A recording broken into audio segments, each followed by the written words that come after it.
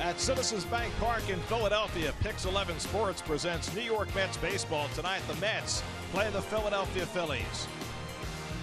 New York Mets baseball is brought to you by Hyundai. It's go time at the Hyundai Summer Sales Event. Hyundai, not just new, better.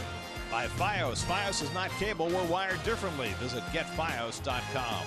By the Kia Top Quality Sales Event. Visit tristatekiadealers.com to learn more. By Raymore and Flanagan Furniture, furnishing your style. By Modell's, your fan gear headquarters. Come on, Met fans, you gotta go to Moe's. And by ChevyOffers.com. Saturday night at the ballpark, and what foodstuffs do we have for you? Well, there's Bull's Barbecue featuring his world-famous ribs. That might entice your palate. Philadelphia's the home of more pretzels than any other city in the country. There's always French fries. That's a staple. Italian ices, soothing the palate. And then there's the Philadelphia classic, the cheesesteak. And a pleasant good evening, everybody, and welcome to Philadelphia. Gary Cohen, Keith Hernandez with you tonight as the Mets play the middle game of their series against the Phillies. You know, the Mets won last night 5-3. They hit 2 more home runs to account for 4 of their 5 runs, but it may have been the way they scored their 5th run that was the most important. We've talked all year about how the Mets have gotten a preponderance of their runs from home runs. Well, last night, Juan Lagares, who did homer in the game, got aboard with a walk with the Mets up by a run. He stole a base. He took third base on a long fly ball to right. And then with the infield in and Jose Reyes at the plate, Lagares got a great break off third and was able to beat Freddie Galvis's throw home to give the Mets an insurance run, and that run would stand up. And so, Keith, with a force like Lagares on the field for a team that lacks in speed, you wonder whether the Mets would be advantaged by getting him some more playing time. Well, definitely, Gary. It's all a matter of Juan hitting the baseball, hitting for an average. He's such a great defender, a former Gold Glove in center field. And you've got Cespedes now with a quad that's probably going to have difficulty covering ground in center field. And I have a suspicion he's going to go to left field, and Lagares is going to get some more playing time and another opportunity for him to shine. A lot of fundamental baseball we saw right there. That's something the Mets haven't relied upon. They haven't hit in the clutch. They've relied on the home run, as you said. Lagares came in yesterday, a surprise starter, and he sparked this ball club, the home run, and he scored 2 runs. Cespedes out of the lineup again tonight, so Lagares again is in against a right-hander. Meanwhile, Logan Verrett filling in for Matt Harvey, who's out for the season, gets another chance to solidify a spot in the Mets rotation. Well, he's had 4 tough starts in a row now. He did have a start earlier in the year against the Phillies where he pitched 6 shutout innings and got a win, so he's looking to bounce back here. He's hanging by a thread to stay in this rotation. And the Mets have seen a lot of the young starter for the Phillies tonight, Jared Eickhoff. He's pitched pretty well against the Mets. Well, he's got 2 losses against the Mets, one tough one. He's a big guy, 250 pounds. Fastball, curve, cutter. Mets will try making 2 straight over the Phillies tonight in the city of brotherly love. All the action coming your way tonight right here on Pix 11.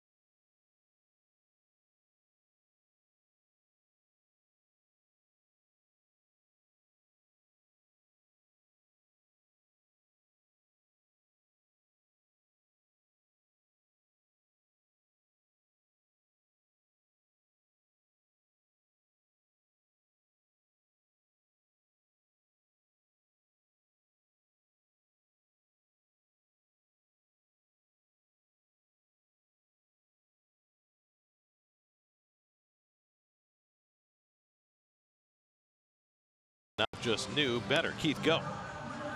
Oh, Logan Verrett, 3-0 in April. You saw it. We said it in the open. 0-6 since. He needs a good start for the Mets. Mets need another victory. 26 home runs in July. We know the Mets have been relying on long ball all season. And the Phillies, of course, the fountain of youth. They have the youngest team, third youngest team, outside of the Rays and Diamondbacks. And all three are second division clubs. Okay, stop now, because it's time for the lineup. It's brought to you by Kia, top quality sales event. Mets lineup tonight, same as last night. Mets put up 5 runs and 9 hits last night. Still no Cespedes, still trying to come back from that quad injury. It's been 8 days since he's been hurt, but Terry Collins said again before the game tonight he is not anticipating Cespedes going on the disabled list. The Mets want to get him back in the next day or two. And there's the big monster right there, Jerad Eickhoff, 6-10 on the year. Better than his record. He's pitching for a team that struggles. And he's a big guy, 6'5", 247 pounds. The defense brought to you by your Honda dealers, Ashy and left. And the infield, Maikel Franco is having a terrific season. Ryan Howard back in the lineup, one of the mainstays of the old Philly teams, and Ruiz.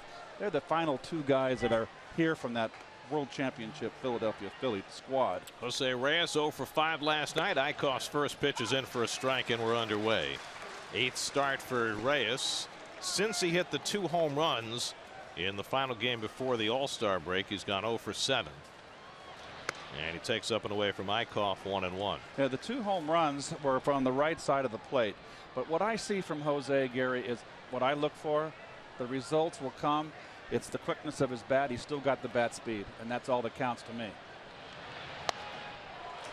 Good sinker by Eickhoff to get him ahead 1-2. I find it interesting that in this series so far, the Phillies have played the third baseman in against Reyes, but the first baseman back, well, even with a lumbering guy like Howard. It's the right-hand pitcher out there who follows through towards the first base side. I would play back a little bit, Gary, maybe not as deep as Howard is. Remember, Howard is not mobile anymore. Right. Either he's all or nothing. You're either all the way back or all the way in with him. Now with 2 strikes, both corners playing back. Asdrubal Cabrera on deck, and Reyes loops one to shallow center. On comes Herrera, and it's going to fall in for a base hit. So a pop fly single for Reyes to start the night.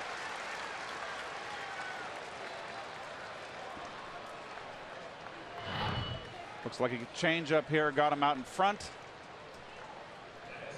Off the end of the bat here. Well done. Yeah, it's off the end of the bat. Definitely fooled him off speed. That's the kind of shot you need right now in that British Open. Was it World Troon? You know far more than I do. I'm going to follow your lead. You're like our master man with the woods and the irons. No, Ronnie is. It says Asdrubal Cabrera. No, but it's all relative, you know. Well, you know that Ronnie is also not only a terrific golfer and a terrific pitcher, and probably a terrific hockey player.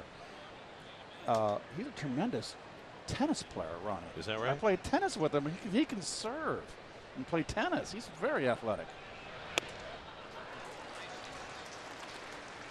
Cabrera had 3 hits last night. Well, I'm sorry. We know it's the truth because I'm saying it.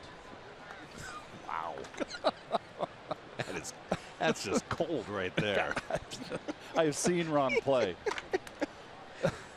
Well, Syndergaard and DeGrom having fun. They're good for them. It's a long year. Guess they're tuning us out, Keith. 0-1 to Cabrera. And he takes the fastball high, ball and a strike. Eickhoff comes off a rough start his last time out. That was in Colorado, though, so you kind of wipe that out of your memory. 8 runs and 5 1/3. But his previous 7 starts, he pitched to a 2.11 ERA. So he's been pitching very well. Reyes has yet to steal a base since rejoining the Mets. And Cabrera yanks one foul, and it's 1-2. Reyes had 24 steals last year between Toronto and Colorado. He's had 1 steal attempt that was actually a pickoff. So he has not really gotten into the mode of running yet. He hasn't been on first base all that much. 1-2 to Cabrera, with Granderson hitting 3rd in the order again tonight, waiting on deck.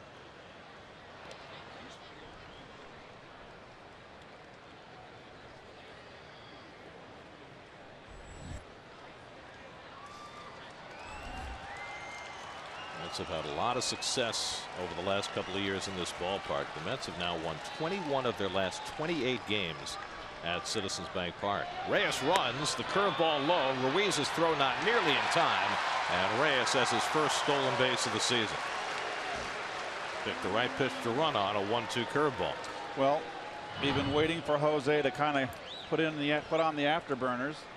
He's rusty, so this is a very good sign. Stole this base easily. Well, it's taken the Mets to their 90th game of the season to steal their 20th base of the season. Lagares had one last night. Now Reyes has his first of the season. By the way, you know the club leader in steals is still David Wright with 3. One of these days, Reyes is going to pass him. But not yet. David's still got that notch on his ledger. So a runner at second with nobody out. A 2-2 count to Cabrera. And the fastball wasted away. So a chance for Cabrera with a runner in scoring position. And this has certainly been an incredible drought for Asdrubal. He's always been a pretty good clutch hitter, but since late May, he's gone 0 for his last 24 with runners in scoring position, which is just beyond comprehension for him.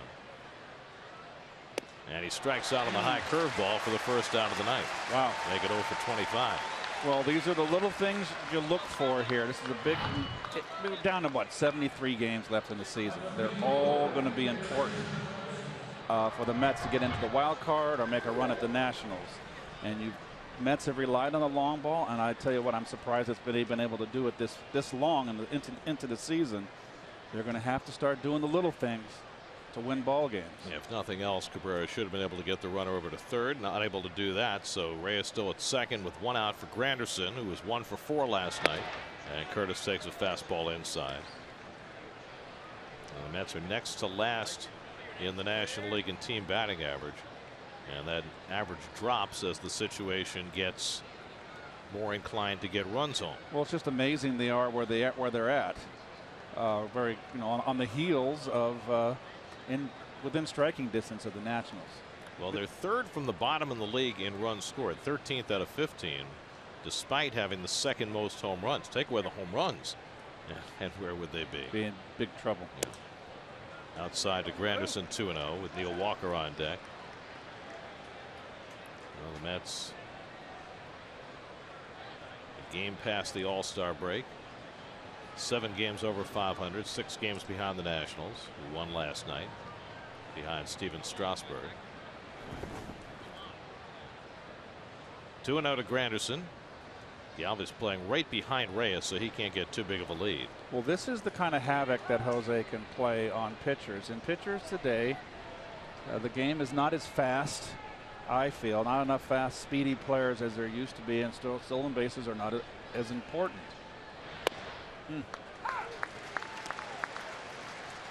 But it puts all kinds of pressure on the pitcher. It's a distraction.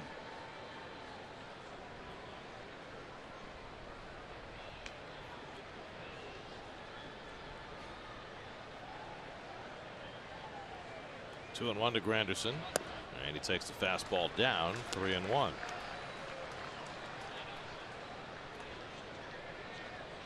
Neil Walker waiting on deck. Walker had a big opposite field 3-run homer last night.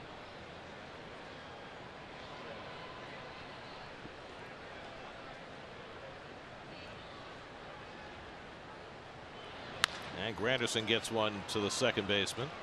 Blanco throws him out, and that's the second out, and Reyes goes over to third. So 2 out, a runner at third. Now Walker, who turned a 1-0 lead into a 4-0 lead with 1 swing last night. Well, this at bat right here. Remember, you got 3-0, Gary, and got a hit sign. And ran the count to 3-2 and got a fastball out over the plate and up. And that short left field porch here at Citizens Bank Park, that was the big blow, the 3-run shot. 16 home runs, matching his total from a year ago in Pittsburgh. His career high 2 years ago. He had 23 for the Pirates. Looking to pick up a 2-out run. And it misses inside, ball one. Who's Hot brought to you by Geico. Against the Phillies this year, Walker hitting .333 with 4 home runs. In fact, he's hit all 4 of those home runs here at Citizens Bank Park after having never homered here as a Pirate in 19 games. And the off-speed pitch in for a strike, and it's 1-1. Well, the left-handers are hitting .270 against Eickhoff, and this is the reason why there are counting switch hitters. Eickhoff will have to face 6 left-handed bats in this lineup. But he's got a nice little backdoor slider he's been using effectively in this first inning. Too high to Walker, 2-1.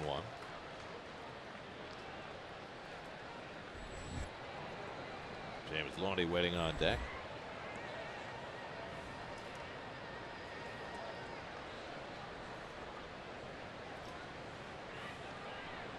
'20th pitch of the inning coming up for Eickhoff. And Walker hits it out to center field, and Herrera comes on to get it. And that retires the side. Reyes with a leadoff hit and a steal, but he's left stranded. Logan Verrett heads to the mound when we come back.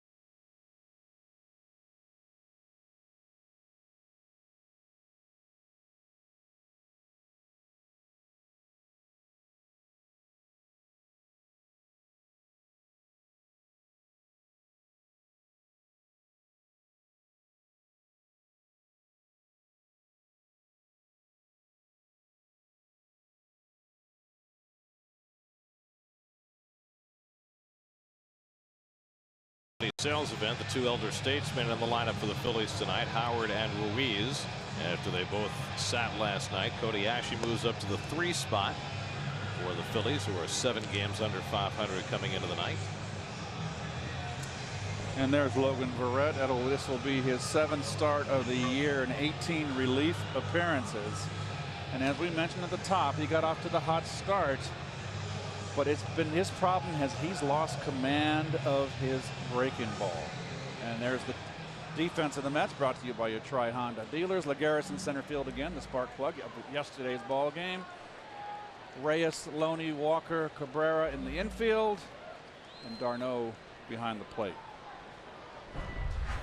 Odubel Herrera leads off for the Phillies, their lone all-star. Herrera went 0 for 4 last night, hitting .290 for the year.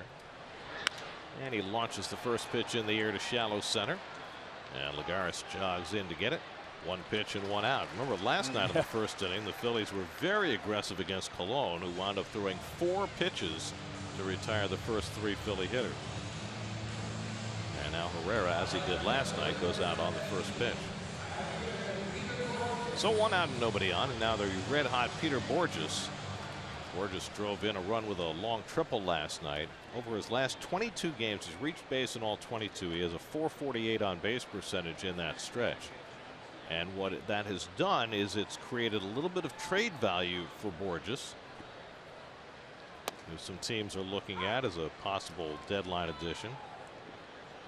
Bourjos has spent the last 2 years in St. Louis after starting his career in Anaheim. He hit just .200 for the Cardinals last year, hitting .274 this year.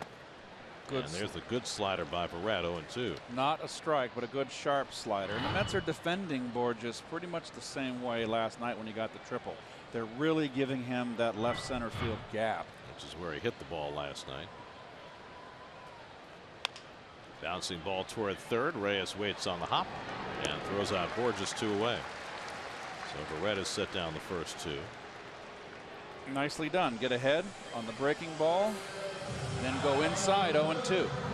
By the way, getting the Phillies out in the first inning has been something most teams have been able to do this year. The Phillies have scored only 24 first inning runs through their first 91 games. That's at least 8 fewer than any other team. And to put that in perspective, Josh Donaldson of the Blue Jays has scored as many runs in the first inning as the entire Phillies team has. Donaldson scored 24 first inning runs. Cody Asche hitting third in the order, something he's been called upon to do on a few occasions this year. 9th time he's batted third. And the curveball nubbed toward the left side where nobody's playing. And that'll be a base hit for Asche. Didn't mean to do it, but hit it off the end of the bat, and Asche's the first base runner for the Phillies. He had a similar hit last night with an RBI on it, but it wasn't a ground ball like this. It was a blooper to right center field, down the left field line. Excuse me. Same pitch, a little bit higher than yet last night. So Asche able to smile about that. A 2-out base runner. And here's Maikel Franco. Went 0 for 4 last night. Drove in a run with a ground out. Franco had been red hot going into the All-Star break. Hit 5 home runs in his last 8 games before the break.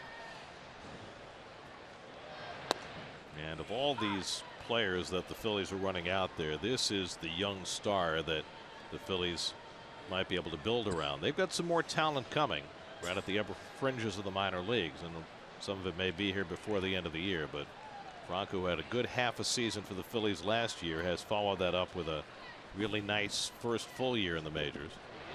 And he lines one into center field, but Lagares is there, and that retires the side. So Barrett puts up a 0 in the first inning. No score after 1 in Philly.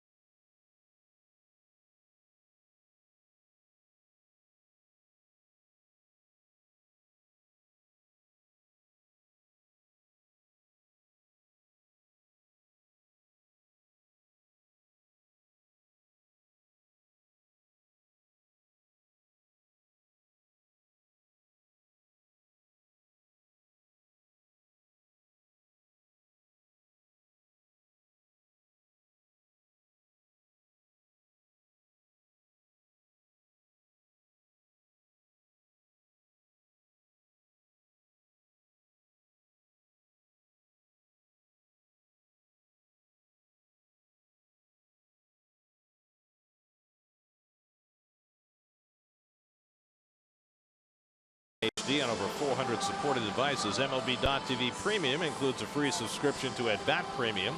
Blackout and other restrictions apply. Visit MLB.TV for details.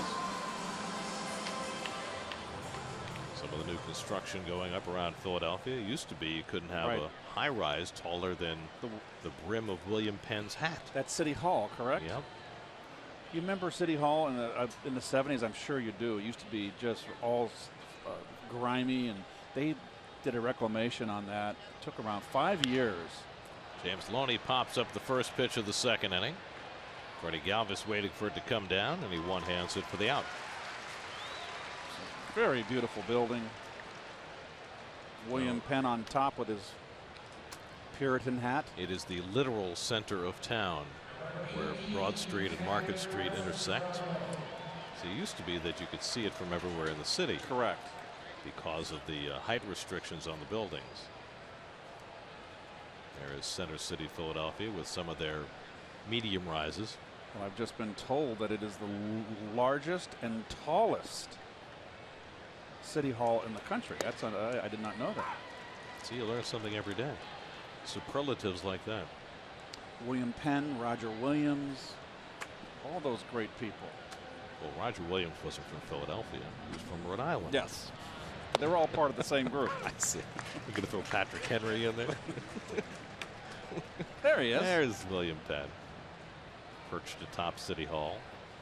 And he never slips. He's got very good balance. 0-2 to d'Arnaud, and he punches one back to the mound. Eickhoff knocks it down, has plenty of time, and throws him out, 2 away.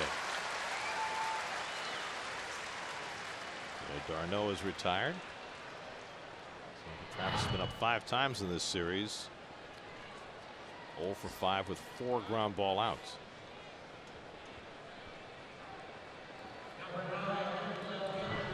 So 2 out and nobody on, and now Brandon Nimmo getting the start for the 2nd straight night in left field. Nimmo 1 for 3 last night. He's had 47 big league at bats now, hitting at .255.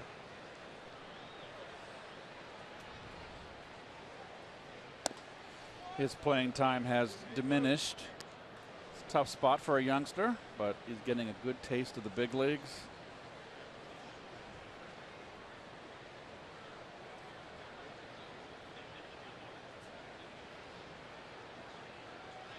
Well, you made the point during our open tonight that with the quad problem that Cespedes is going through, that, and he even talked about it yesterday, how the wear and tear of playing center field may have exacerbated that problem. And maybe he plays more left field, and maybe we'll see Nimmo play some center as well as Lagares. 3-0 now to Nimmo. He was playing mostly center field in the minors. I think that they're going to have a strong consideration of getting Cespedes out of center field with the quad. It's the one guy in the lineup you cannot afford to lose. Here's the problem with that. The problem is at some point you're going to bring Michael Conforto back, who's supposed to be a huge part of the Mets lineup. And I believe that they'll try to play Conforto in center field, but do you think that's really going to work? That Conforto could even conceivably play center field? I think that's a pipe dream right there. Yeah. So that's what creates the problem. And Cespedes doing some running before the game, trying to get ready to go.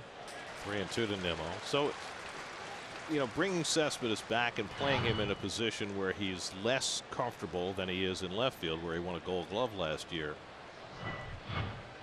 worked around the issues the Mets have with some of the position restrictions on the rest of their outfielders. But if he moves to left, well, that creates a problem. Fly ball deep left center. Back goes Herrera onto the warning track, and he has room to make the catch, and that retires the side. So Nimmo flies out deep, and Eickhoff has himself a 1-2-3 inning as Billy Penn looks on from atop City Hall.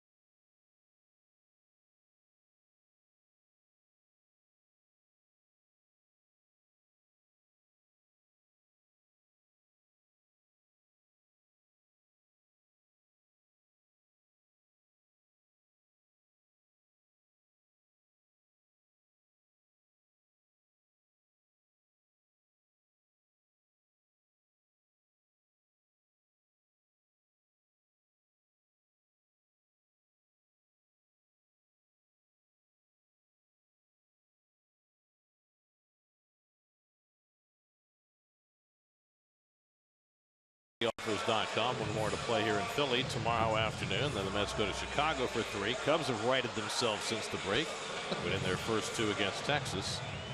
And then after an off day, the Mets are in Miami before they get home to play the Cardinals a week from Monday.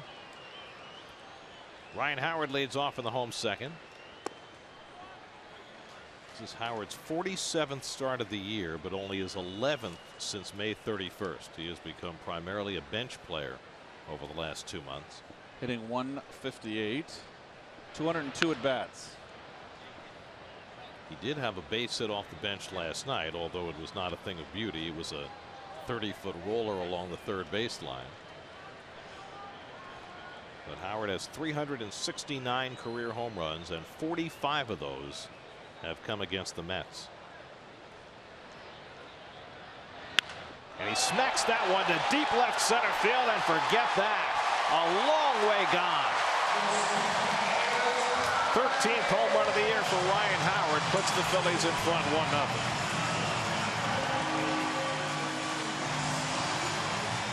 Well, he said it last night. He's not hitting for much of an average, but he is still very dangerous.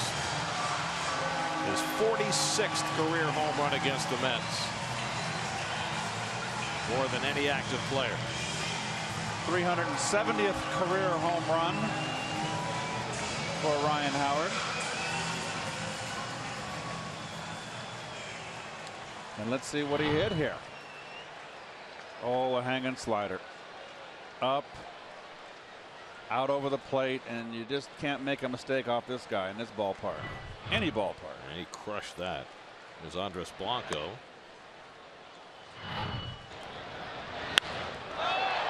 And he's a guy that never uses his lower half. And I've mentioned it over the years watching him. He's just so doggone strong.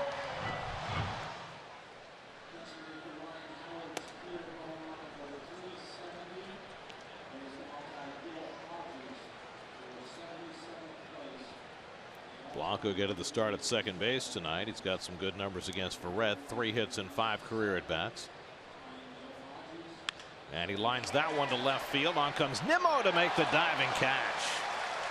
Nimmo got a nice break on that ball coming in to take a base hit away from Blanco. 1 away. Well, this is something that we see more and more of with the smaller ballparks. And this is a bandbox here in Philadelphia. A lot of hitters lose that line drive base hit because the outfielders are playing, when they play normal distance, it's a lot shallower than at a bigger ballpark, say like Citi Field.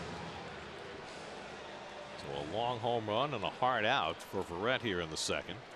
And now he'll face Carlos Ruiz, the 37-year-old catcher.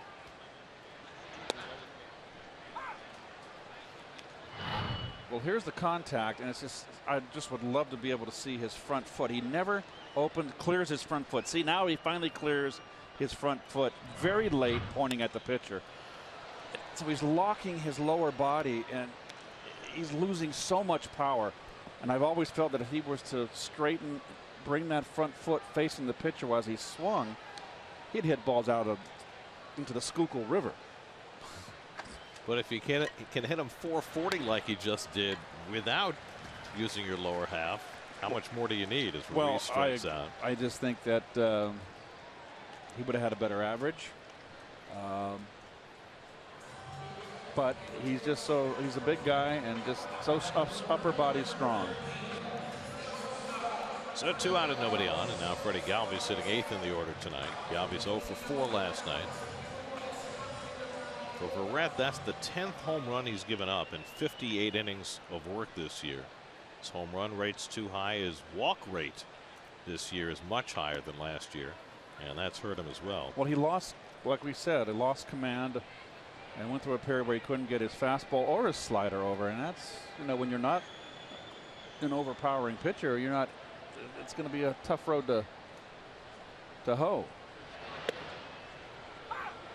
Ball and a strike to Galvis. His last start against the Nats, he walked 5 batters in 6 2/3 and really did well to get into the 7th inning of that game, but was never really in it.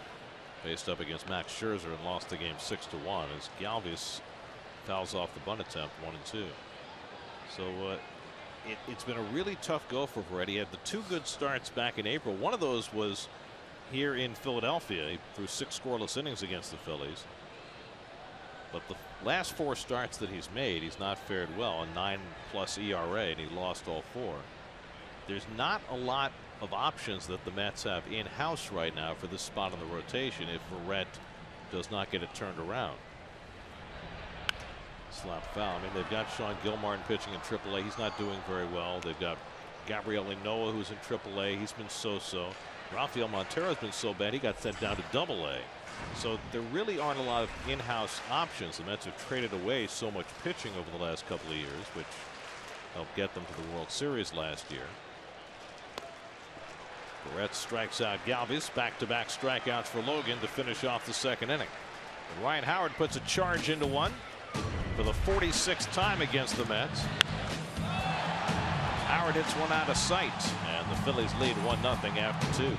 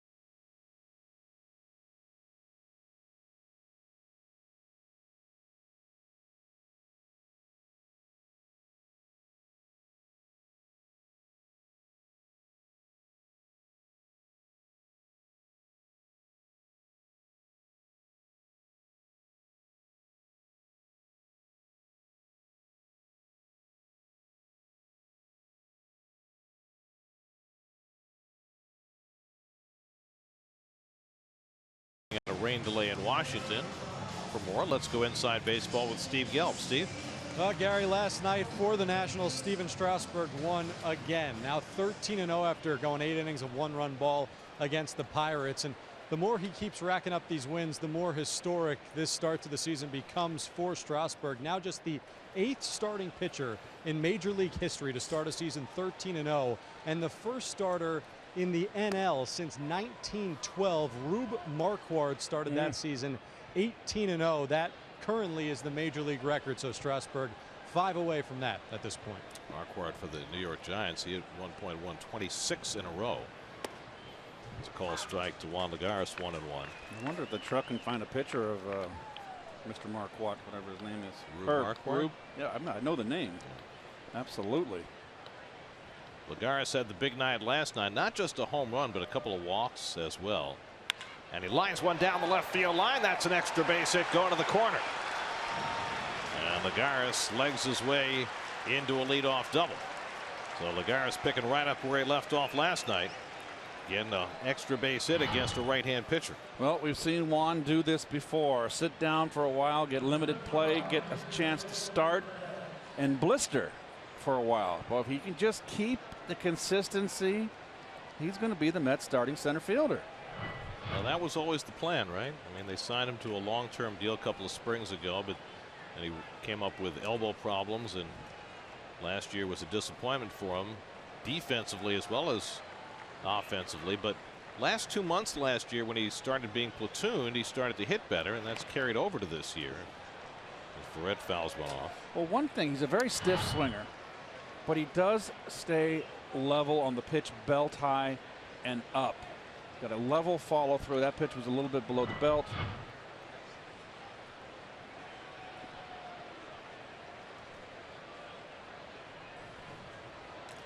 Barrett, 1 hit, 1 sacrifice this year. Got to get it down. And it goes over his head. Curveball from Eickhoff, 1-1.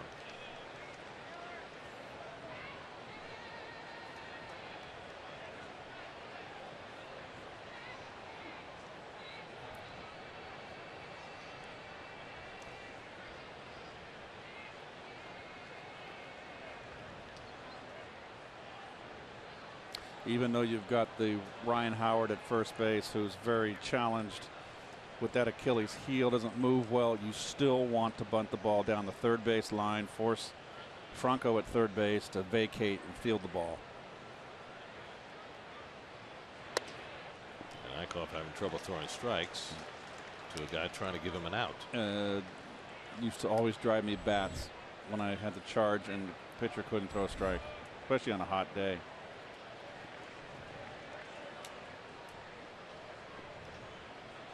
Eickhoff was part of the haul that the Phillies took in last year at the trading deadline for Cole Hamels. And probably only a small piece of it. They've got 2 terrific prospects from that deal who are right on the verge of making it to the majors. Jake Thompson, who is just tearing it up pitching in AAA, and outfielder Nick Williams is also right on the verge.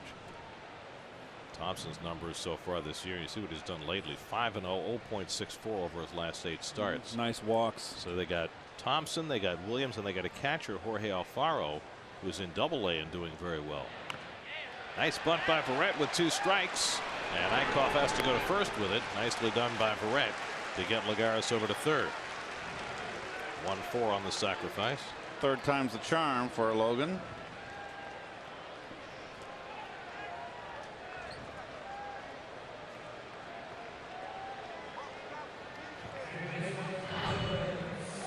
Well, you got 2 strikes on you. You got just a little bit more. Look how level the bat is and out in front. Well, the Phillies are going to bring their infield in with the tying run at third and 1 out. Interesting. Reyes had a bloop single to center and stole a base in the first inning. So Pete Mackanin with the top of the batting order up, risking the bigger inning by bringing the infield in, as opposed to conceding the tying run and choking off any further potential scoring. I would be less inclined because Reyes is a stolen base threat. Ground ball gets through the infield. I would be more inclined to concede the run. And you've got the outfield defense. Cody Asche, we mentioned last night in left field. He plays a very shallow left field. That wasn't much of a slider. Jose just missed it. But Asche in left, a couple balls got over his head. Herrera in center plays a deep center field. Well, remember, Herrera was an infielder in the Texas organization. The Phillies moved him to the outfield last year, and he had some growing pains last year. He's turned into a serviceable center fielder, but his bat's been so good. It's made him an all-star.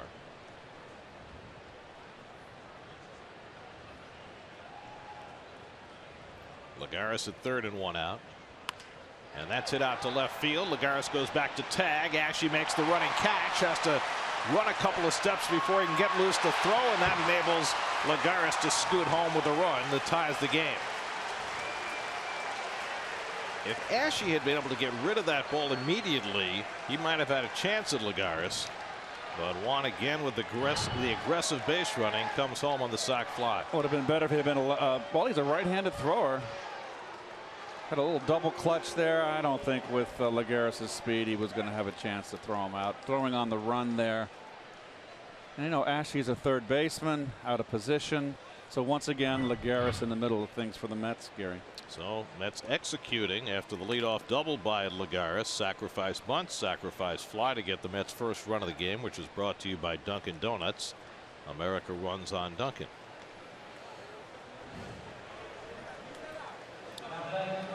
So it's interesting, right? The Mets, who are so reliant on the home run. Lagares gets a couple of starts against right-hand pitching, which he's not accustomed to. And last night and again tonight creates runs that might not have scored without his speed. There's Cabrera with 2 out and nobody on. Struble struck out on a high curveball his first time up. You know, with Reyes in the lineup too, it just gives the Mets another guy that can run, and it's something the Mets don't have.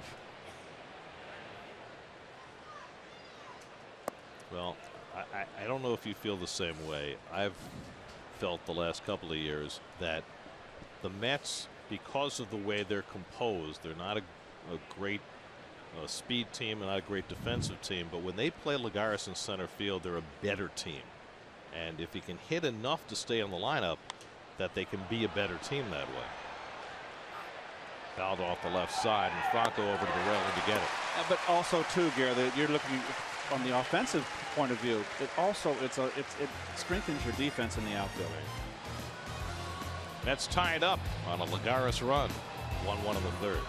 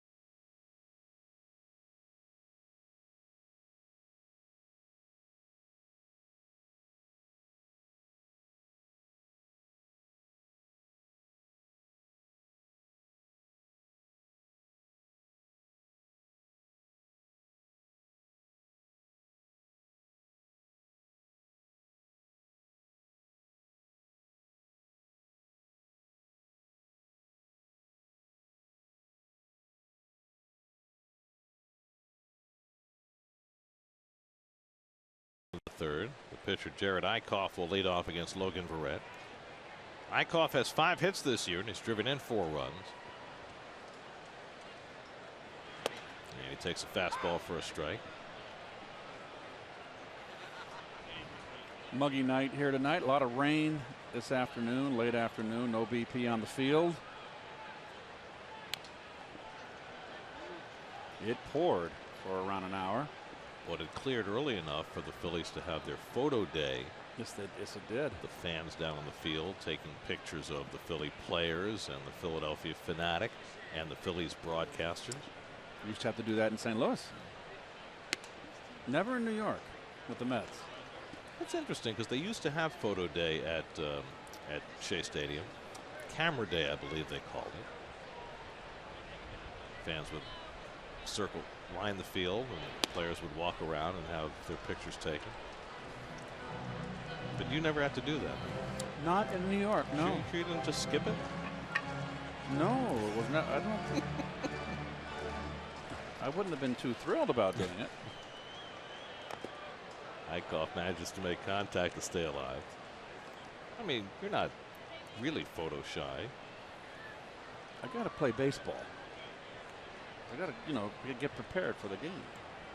I mean, can't be dilly-dallying around. I mean, back when you were playing, your picture was on the cover of Sports Illustrated and GQ. Oh, yeah. So obviously you posed for a few pictures.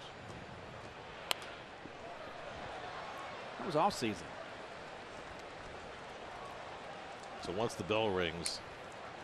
I wish I had signed more on the field when I played. I didn't sign enough. I probably should have signed for a handful every game, and I just didn't. So it's one of the regrets I have. But that ship sailed. Verrett strikes out Eickhoff. 3 consecutive strikeouts for Verrett. Are Are you compensating for that now? Now that you're retired I've from never the been game? one to like to sign around the hotels. I think it's our embassy. Our embassy? Yes. Like where we fly the flag? That's where we could sanctuary. I feel like Quasimodo.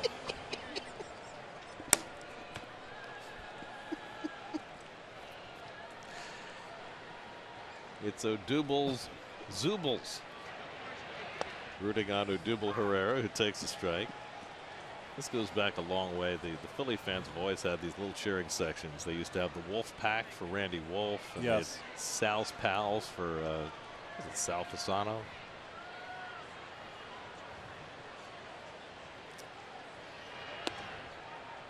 Throw a ball outside to Herrera, 1-1. Herrera flying out to center field on the first pitch he saw from Verrett in the opening inning. They had the Padilla Flotilla for I forgot Vicente that one. Padilla. Yeah, that was back at Veterans Stadium. They started that and brought it over to the new ballpark here. Mike Schmidt is in the building. I ran into Mike before the game. The Hall of Fame third baseman. Probably the greatest third baseman of all time, I would think. The 500 home run club. Gold Glover multiple times.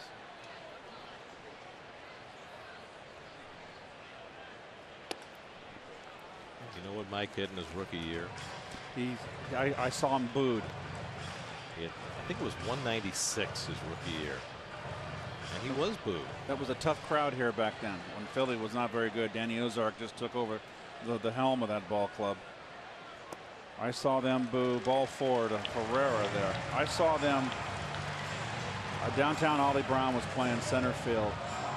Bate McBride had a base at the middle with the bases loaded. Brown came in on a run to throw out the runner at home. Went through was under his glove. In a single free base, empty the bases. They booed him for the remainder of the inning, and they booed him all the way into the dugout. I was 20 years old. I went, oh my gosh, I hope that never happens to me. Not ever in St. Louis, I know that. They're very forgiving fans there. Did you ever get booed in New York? Ever? Once. There were two little. Well, I got to watch my adjective. They were Yankee fans. Yeah. Well, And they were down the right field line. And I had a game where I hit into 3 double plays. I had a bad day 0 for 4 in the last one to end the game, I believe. And they let me have it. It was the only time. I was wounded. It hurt. Then I saw the Yankee logo and I said, okay, it's all right. Well, there are people too. You probably hear more good-natured derision now than you did when you were playing, because you hear some version of Pretty Boy, what, 5 times a day? Yeah. Well, not 5 times. It goes in spurts. As long as the residual checks keep coming. I used to get all the time. Well, you know, Mattingly's better than you. It's okay. I said, 2-0 to Borges. I go, didn't your mother ever teach you when you got nothing good to say, then don't say it? Well, they were saying something nice about Mattingly. Mattingly was a hell of a player. But that was great when the two of you were both playing in New York at the same time. Don was just, Don's numbers, go look it up before he hurt his back. I mean, he was incredible offensive numbers. What do you, 45 home runs one year? He had 9 gold gloves. I don't think anybody remembers that, well, except if you're a Yankee fan. Well, their game's over, so they might be watching. You can cater to the Yankee fan. Oh, well, we are up on the ratings a little bit, aren't we? I wasn't going to bring that up. 2-0 to Borges with Ashe on deck. Grounded foul, 2-1. Tonight's high-speed pitch comes from Fios by Verizon for Red and Eichhoff, each topping out at 93 so far tonight. 1-1 game as we play in the third.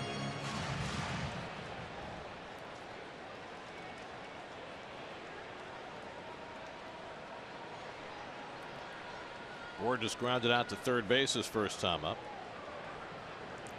Herrera at first base has stolen 12 this year. He's also been caught 7 times, so not a great stolen base percentage.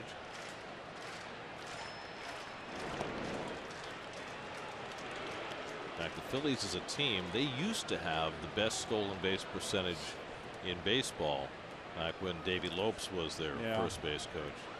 Not so much anymore. Phillies have 39 steals and have been caught 28 times. Well, the lineup last night was not very speedy. And Davey Lopes has hence gone to Washington, joined Dusty Baker's coaching staff.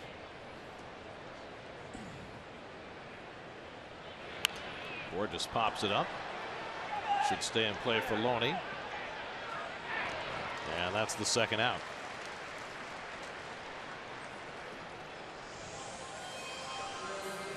So two away. Herrera still at first, and now Ashe dumped one toward third base for an infield hit his first time up. And after playing a full shift against him last time, let's see how the Mets play it this time. And they'll do the same, move Reyes over to the right side of the infield and leave that whole left side virtually open again.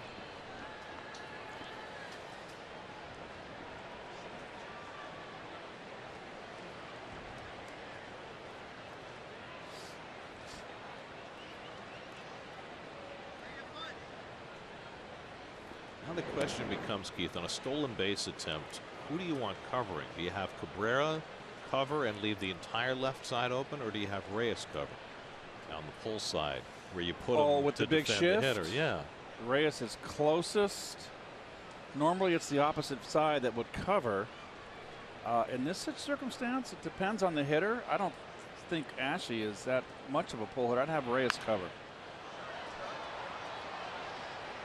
And if you've got a big dead pull hitter up there, and you have Cabrera cover. Yeah, but if you're shifting, the concept is that you think he's going to hit. If he hits the ball on the ground, it's going to be to the right side. But if you look where Reyes is playing on defense, right in the upper right-hand corner of your screen, if he's coming in to cover, he's not really getting off the spot where he's supposed to be, where they are covering.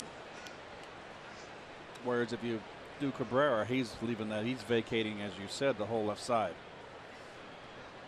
And a borderline strike to Ashe, 0-2.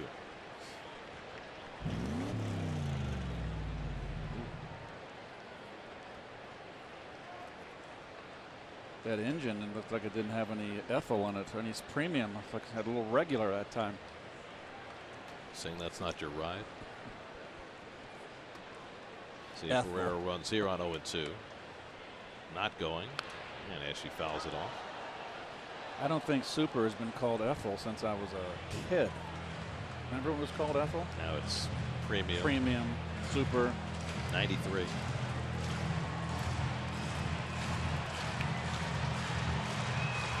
High test. Yeah, nice crowd here in Philadelphia. Beautiful.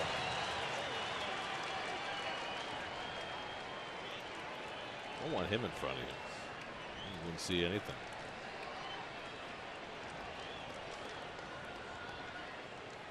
(0-2) from Verrett. And Ashe takes a little bit high.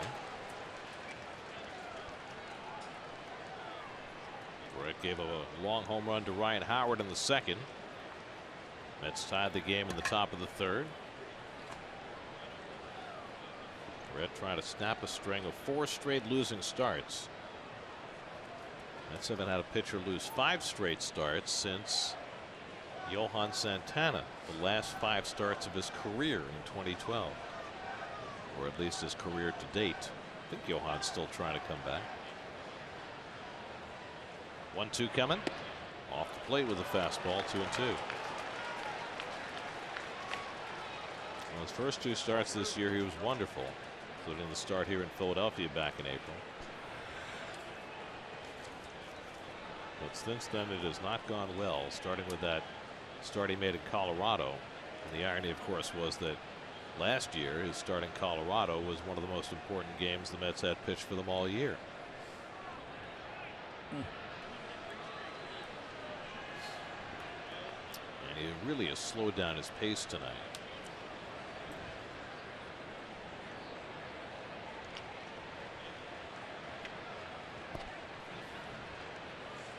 (2-2) coming to Ashe, and it's pulled on the ground. Walker playing him perfectly, and that retires the side.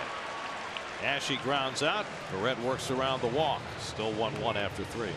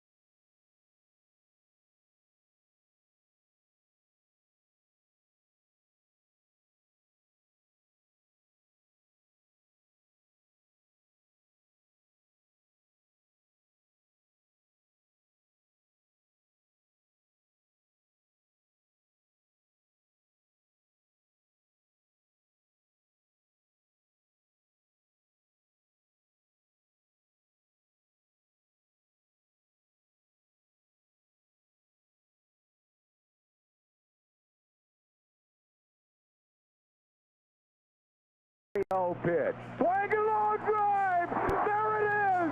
Number 500. The career 500th home run for Michael Jack Schmidt.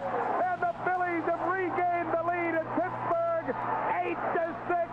And the Phillies dugout comes swarming out to home plate.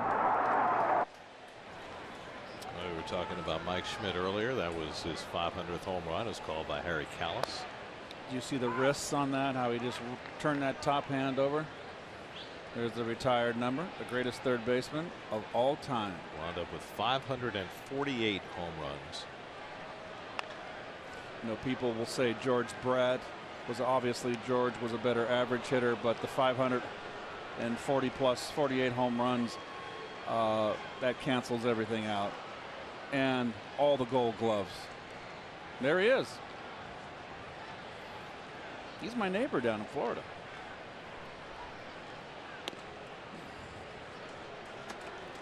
Is he a good neighbor?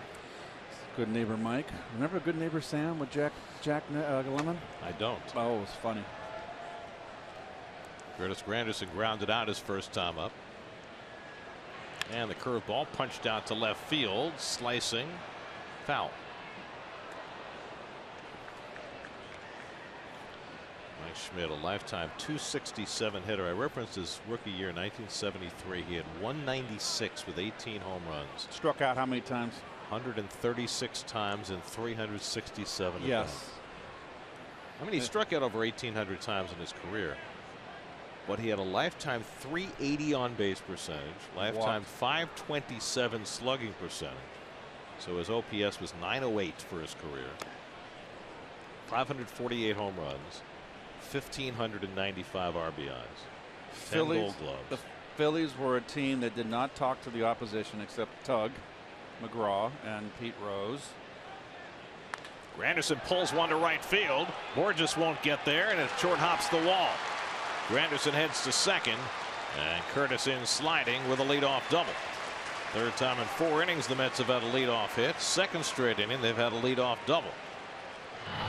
Well, Curtis can hit that little slider. You leave it out over the plate. Likes that ball middle in. So to make my long story short, I took a flight with Mike one time, and we talked about hitting. We were sitting next to each other, and he said he couldn't read the seams on the fastball, on the pitch. And I said, "You're kidding." He goes, "No, that's why I guessed a lot, and that's why I struck out a lot." And I just said, "How'd you do it?" Well, I wonder, because, you know, obviously you were a guy who could read the spin. Grounded to the right side, so Walker, with a productive out, gets Granderson over to third. And James Loney will try and get him in.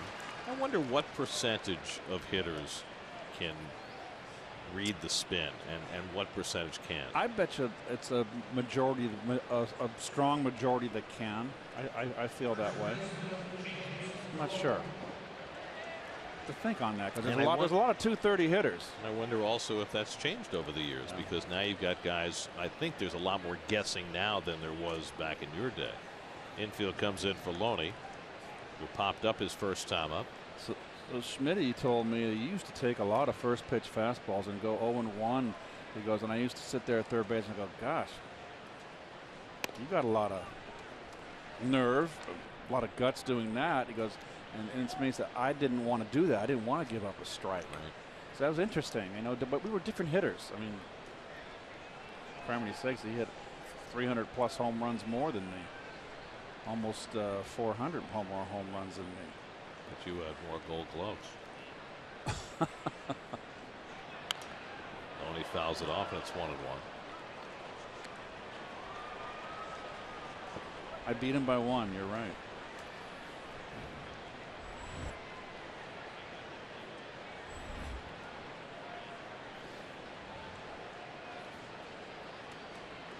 Phillies brought the infield in the last inning. Reyes delivered the run with a sac fly. Now Loney trying to get Granderson in, and he is hit by the pitch, and that'll put Loney aboard. So Eickhoff comes inside and drills Loney. Sixth batter Eickhoff has hit this year. What is considered a lot of hit by pitches by a pitcher in the course of a season, Garrett? Do you have a? Well, if you're in double digits, that's a lot. That's a lot. Okay. I never paid attention to that as a hitter. I mean, the league leader, let's see, so far this year. Let's see if I can find that. Get it for you in a minute. Adam Connolly with the Marlins has hit 9 so far. Here's d'Arnaud, first and third and 1 out, and he takes a breaking ball for a strike. d'Arnaud hit a comebacker his first time up. Now the infield can drop back to double play depth after that hit by pitch, set up a double play possibility.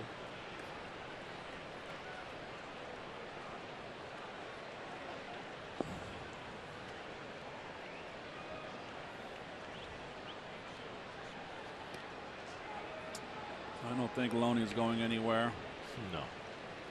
Although he did attempt to steal third base last night. He did, because they kind of handed it to him.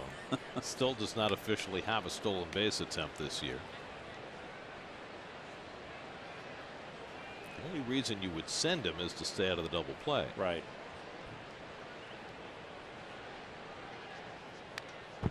d'Arnaud fouls back the high fastball, and it's 0-2. Travis 0 for 5 in this series so far. Oh, if that logo helps him run faster, because, you know, Mr. Met is in full gear in that pose. I have. Wow. That's a first.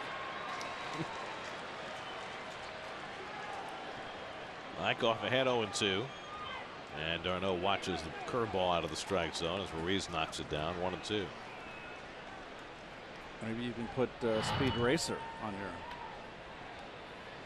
on your cleats. Yeah, but that involves internal combustion. You know, Mr. Met is self-motorized.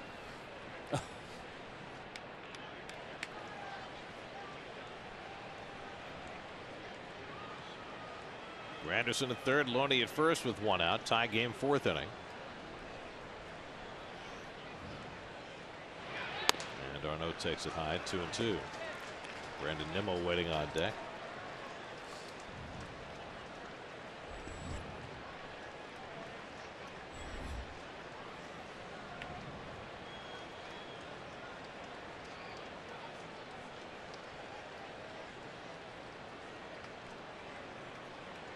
Two coming, and d'Arnaud fouls it off the mask of Ruiz and back. Schutz has taken a few of those over the years. Oh. Well, the Phillies' primary first baseman, Tommy Joseph, whose birthday it is today, by the way, is a former catcher who finally had to give up catching because he just suffered too many concussions because of foul balls just like that. 2-2 again. Hit out to left field. Tagging is Granderson. Ashe makes the catch. And Granderson scoots on home, and the Mets have a 2-1 lead. Couple of sacrifice flies.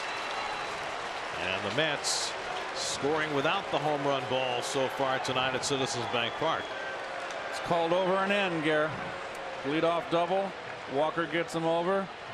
Followed by the hit by pitch. A hanging slider right here off the end of the bat.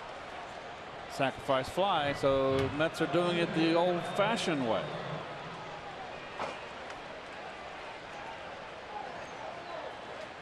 Good.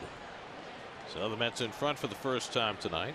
2 out and nobody on for Nimmo, or 2 out and a runner at first, excuse me. Nimmo flied to center his first time up.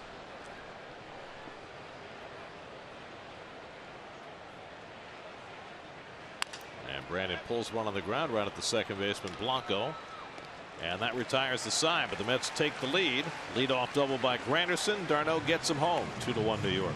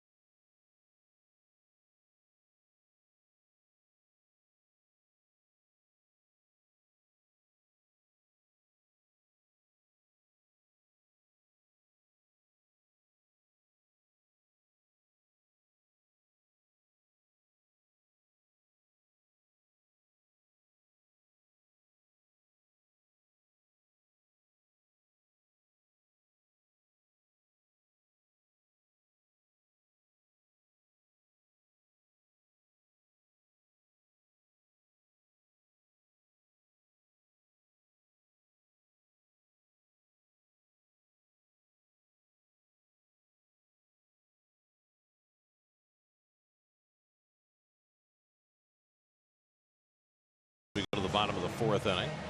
We'll face the heart of the Phillies batting order with Maikel Franco and Ryan Howard to try and get it started. Franco hit the ball hard his first time up, lined out to center field. Mets 2 runs, 3 hits. The Phillies 1 run and 2 hits.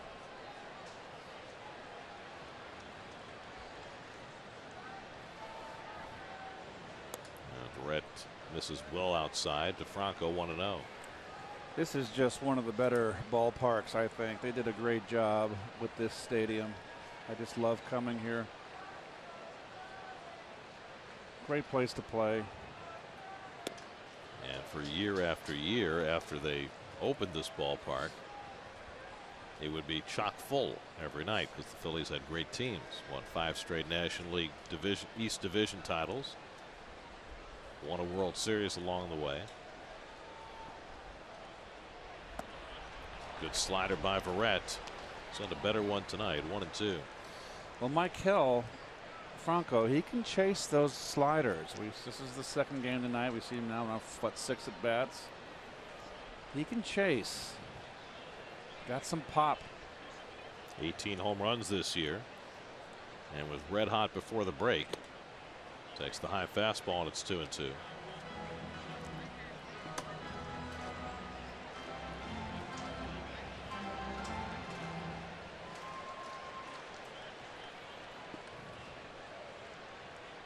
And Franco lofts one foul.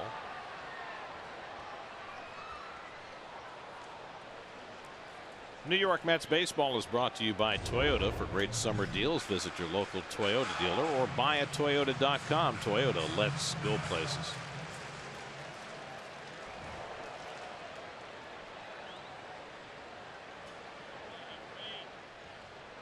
Again, the 2-2. And he lifts this one down the right field side, slicing away toward the corner, and foul. Nice catch by the fan right in the corner seat. Got to be in the right spot at the right time.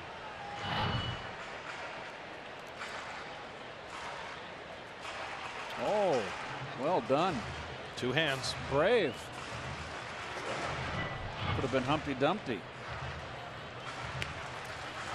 I certainly hope not, because I don't believe all the King's horses are available tonight.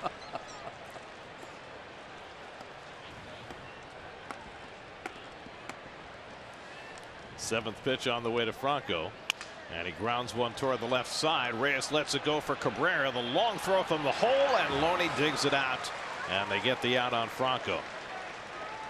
Well, they usually tell the third baseman to get anything he can, but Reyes is still learning to play third base. Right, and probably he should have taken that ball.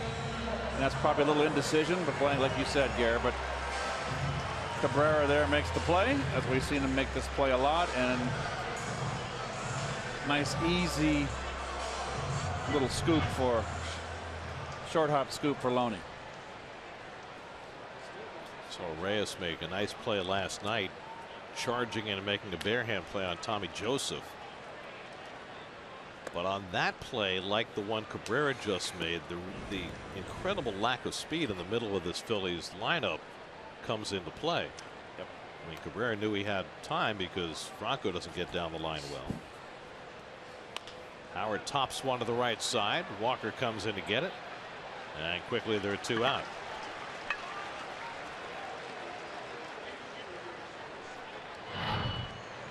Well, this is not a speed burning team here. He's hustling. He's just not a speed burner. He just got average speed. I mean, Herrera at the top of the lineup, he can run, but and Borges, of course, one of the fastest players in the game. But in the middle of that order, it's kind of like the Mets. It's base to base. Yep. Here's Blanco, hit the ball hard his first time up, lined out to Nimmo in left field. Nimmo made a nice diving catch coming in. Andres Blanco, veteran switch hitting utility man, and he lines that one over short for a base hit. Blanco in the lineup tonight because he has good numbers against the Reds, and he's hit the ball hard twice. And he has the Phillies' third hit tonight. Little backdoor slider off the end of the bat.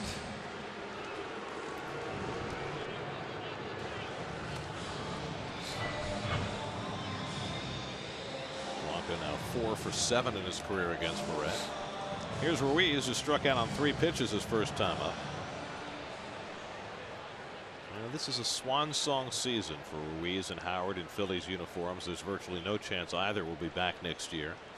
Last two links with the glory days of the Phillies in the last decade.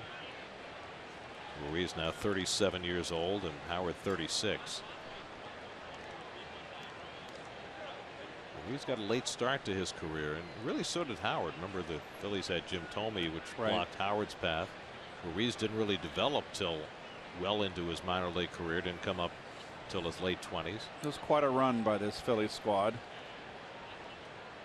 5 division titles, 2 National League flags, and a World Series. They got beat in the World Series by the Yankees. That was an upset. Yep. After they beat Tampa Bay in 08 for their first title since, what, 1980. That would have been the Pete Rose and Mike Schmidt and Greg Luzinski days. Steve Carlton when they beat the Royals. Tug McGraw striking out Willie Wilson to end that World Series. Dickie Knowles knocking down George Brett. A serious dressing. Just put him on his back under his chin, and George just struggled the rest. Wasn't the same after that. He had other problems too. Dickie Knowles was a pretty tough guy. Oklahoma boy, I believe. or Texan. One of those. He was just someone you didn't want to mess with. Too hard.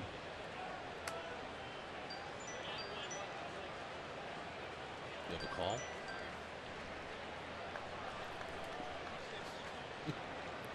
Two and one to Ruiz. And the slider hit to right field, a base hit for Chooch. Blanco will go first to third. And the Phillies have runners at the corners with 2 out. It trickles by Loney, but no advance. So back-to-back 2-out hits for the Phillies.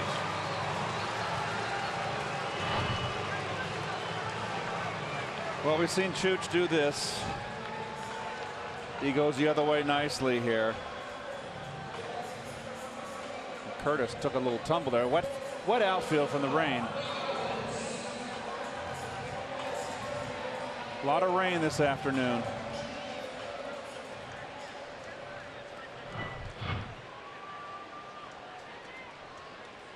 So now runners at the corners with 2 out. Blanco at third, Ruiz at first. The number 8 hitter Freddie Galvis in the box. Galvis struck out his first time up. You got the pitcher standing on deck. So we'll see how aggressive Verrett is here. And he goes right after him with a fastball for a strike.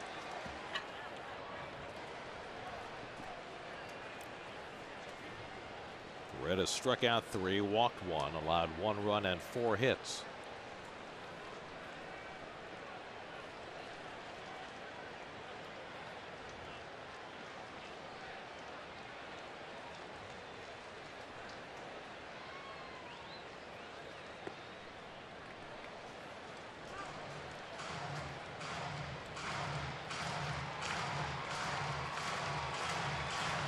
Galvis, after a big start to his season, has really seen his numbers tail off.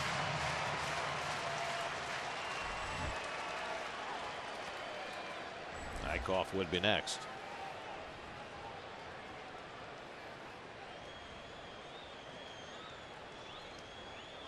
One coming. Top foul. 1-2. For Galvis, you can just run the ball away from him and throw something in the dirt. He's way open in his stance. We mentioned this last night. There's your upper tank shot. Garrett's where he used to sit. Close at Old Shea. Not nearly as high as back in those days. And the upper deck at Veterans Stadium was incredibly high too. That 700 level they had. Which, those old, what were they called? Those Coliseum, the like cookie cutter stadium. Terrible. Three Rivers was the same way. Busch Stadium. Riverfront in Cincinnati. Yep. Happy they're gone. 1-2 coming. And he takes just below the knees. And it's Verrett's best fastball. But he just missed, and it's 2-2.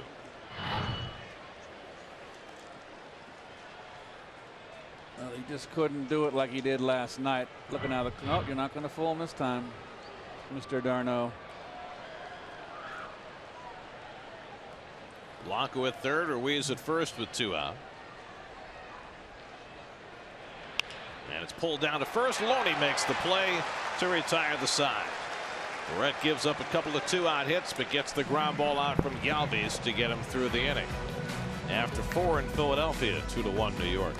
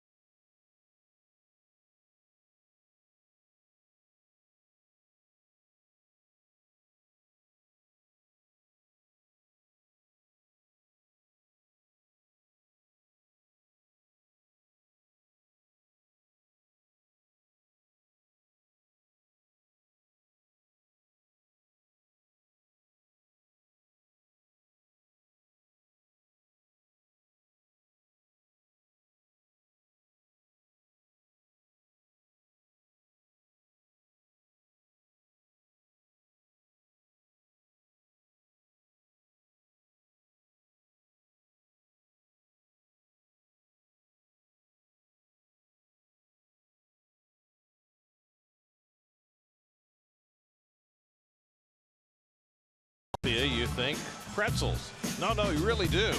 You know, 80% of the pretzels made in the United States are made in the state of Pennsylvania. Did you also know that the average U.S. citizen consumes 2 pounds of pretzels a year, but Philadelphians average 12 pounds per pretzel of pretzels per year? 6 times as much as the average American. Why is that? Well, they love their pretzels in Philadelphia, especially with mustard on them. Juan Lagares leads off in the 5th inning and takes the curveball up and in for ball 1. Lagares got the Mets offense started again tonight. He doubled into the left field corner to open the 3rd, came around on a sacrifice fly by Jose Reyes that tied up the game. Mets scored in similar fashion in the following inning. Granderson a leadoff double, d'Arnaud with a sacrifice fly, and so the small ball Mets with a 2-0 lead.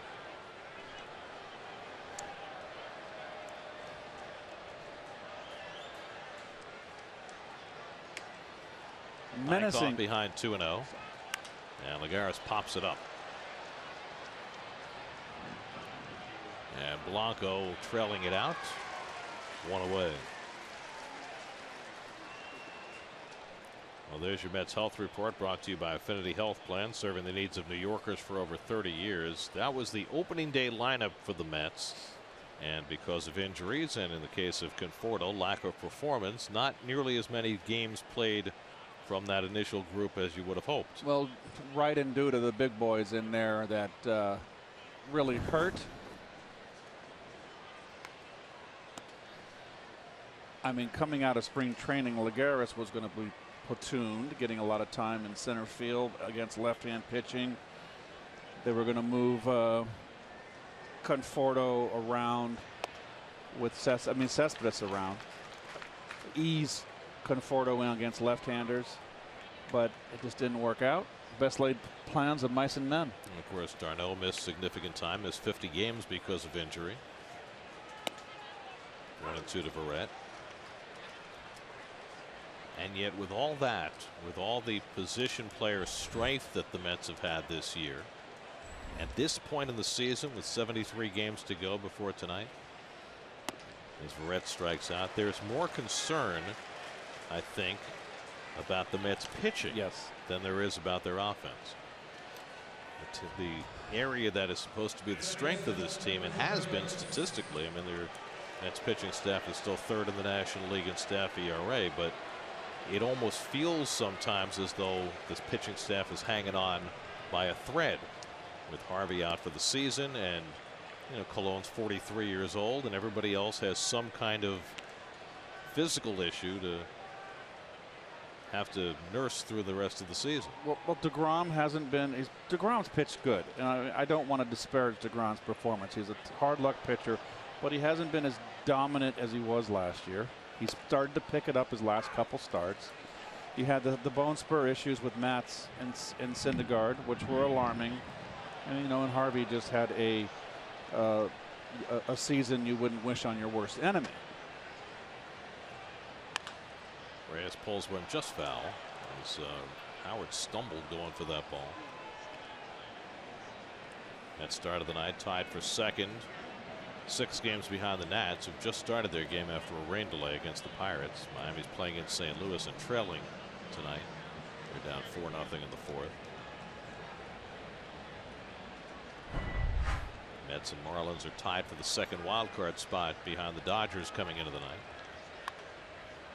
It'll pop up near the mound, and Ruiz and Eickhoff come together, and Eickhoff snags it, and that retires the side. 1-2-3 inning for Eickhoff. We're halfway through in Philly, 2-1 New York.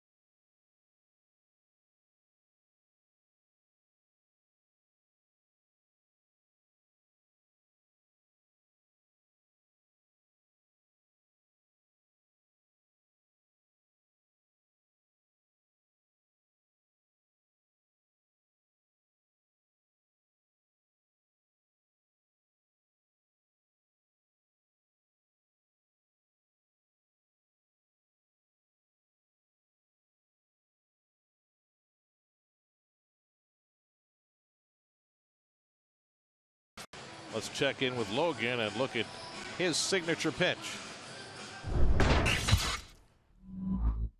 So on the sinker, it's a two-seam fastball.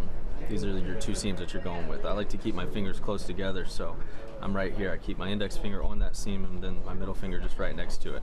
And then I try to tuck my thumb as far underneath as I can. And then when you throw it, you really try to get that action off of this seam from your index finger. And you feel it, and then that grip's just going to make that ball dive once it gets towards the plate. Why do you tuck the thumb under as much as you can like that? That's something I started doing after I watched Bartolo. He's got one of the best sinkers in the game, and I don't really know the science behind it, but once I started doing it, that thing started moving more and more. Well,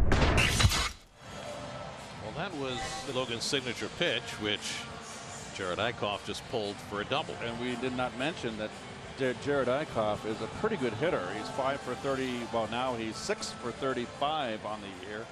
Gets his second double and 4 RBIs. So the tying run at second with nobody out. Odubel Herrera at the plate. Herrera has flied out and drawn a walk. He's 0 for 1. Reyes is in on the cutout at third. Loney playing deep at first, and now coming a step or two in. And Herrera takes below the knees for ball 1. More on Logan Verrett. Let's check in with Steve. Gary, we heard him talk about trying to be more like Bartolo Colon with that one pitch, and that's something that actually Verrett is focusing on in general, trying to be more like Bartolo Colon, because quite frankly, he's not like a lot of the guys on this staff. He's not a power pitcher. His fastball is essentially the same speed as Noah Syndergaard's changeup, and I thought it was interesting listening to Verrett speak about how, even though he knows he's not a power pitcher, it's difficult in this day and age to not try and become a power pitcher, because that's what this game is about, and he thinks that has gotten him into trouble, sometimes trying to overthrow the baseball to get a couple extra miles per hour there with his fastball. It's interesting that a guy who has been pitching for a long time could have that temptation, right? Watching guys who are maybe more physically skilled and throw harder than he does and feel the temptation to try and muscle up and do that. Well, you're always trying to find ways to improve, and there's the old KG Wiley veteran right there. And all Bartolo's game is just taking a little off here, a little extra there. Basically throws fastballs. He's the master. He's like the right-handed Tom Glavine, but not relying on just a changeup. Got to get the runner over here, and it looks like Herrera has no intention of trying to get the runner over in a 2-1 ball game in the 5th. A leadoff double. Verrett's ahead of him 1-2.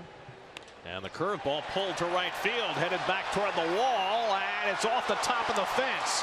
Eickhoff went back to tag. He's going to have to stop at third as Herrera pulls into second with a double. Wow. So back-to-back doubles for the Phillies, but a poor read by Eickhoff, the pitcher running the bases, kept him from scoring the tying run. Boy, oh boy, you're taking away my money. Eickhoff, this is a double off the wall. You're tagging up. I know he's the pitcher, but have a clue on the bases. I mean, he just had right away, I'm going to tag up. I don't know what he's thinking, but that's some pretty horrific base running. Has to go over the white fence there on top of the scoreboard to be a home run, so clearly not out of the ballpark. So now second and third and nobody out, and the Phillies poised to try and tie or take the lead. Peter Bourjos, the batter, meant to play the infield back and concede the tying run on a ground ball.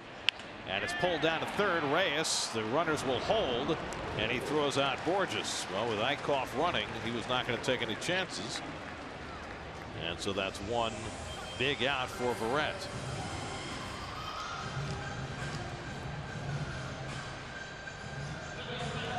So Herrera continues to struggle with men on scoring position. Sorry, it was Bourjos. Excuse me. So now it's Ashe, who is 1 for 2. Had an infield hit back in the first, grounded out in the third. Eickhoff at third, Herrera at second with one out. Again, the Mets play the infield back. And Ashe takes a knee-high fastball for a strike. Well, both umpires in this game. Jordan Baker behind the plate's a low ball umpire. Last night, Mike Everett had a big strike zone. It's a pitcher-friendly umpiring crew thus far. Two very young umpires in Baker and Holberg, with the veterans Timmons and Everett.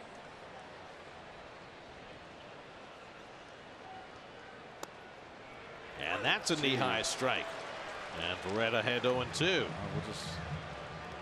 I would like to crawl inside that brain and wonder what the thought process was for Cody Asche. Fastball down the pipe. So Barrett, who's not a strikeout pitcher, could certainly use a strikeout here. Second and third and one out. He's ahead 0-2 on Cody Asche. And Asche fouls off the fastball.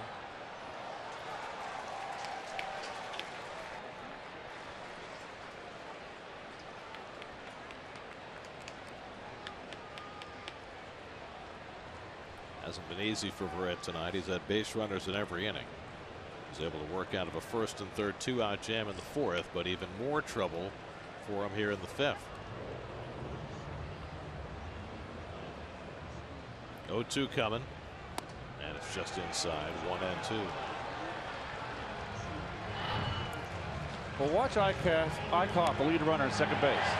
And Samuel on the left is giving him the go-ahead sign, but he didn't even look at the third base coach. And I know it's a pitcher, and you got to cut him some slack. It's not only a pitcher, but it's a pitcher who spent until late last season his entire professional career with an American League franchise, so never got to swing the bat at all until he got here to Philadelphia late last year. So he's done very little running on the bases in his professional career. Eichhoff came from Texas in the Cole Hamels trade last year at the deadline.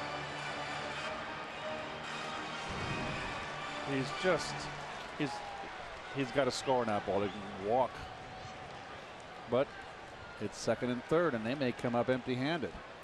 1-2 coming, and Asche just got a piece.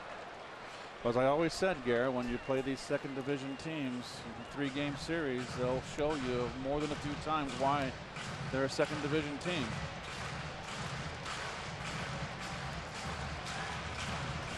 I just want to know, in a 5-team division, where does the second division start?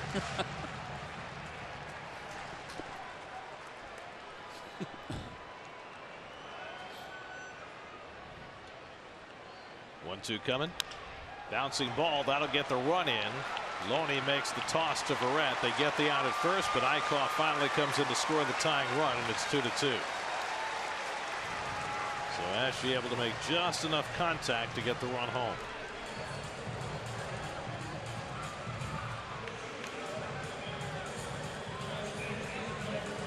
Herrera went to third. Now 2 out in the inning, and Maikel Franco coming up.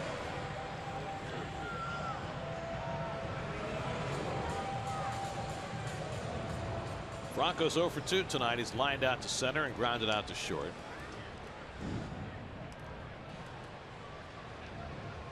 Herrera carrying the go-ahead run now, standing at third with 2 out. Franco, the most dangerous bat in this Phillies lineup. And he takes a strike on the outside corner.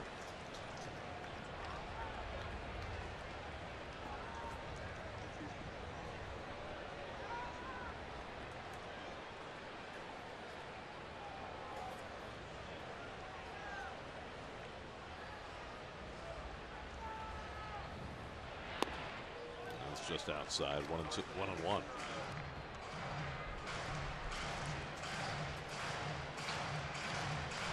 Mets pounding Franco away with fastballs and cutters and sliders. He likes that ball, it seems to me, middle end.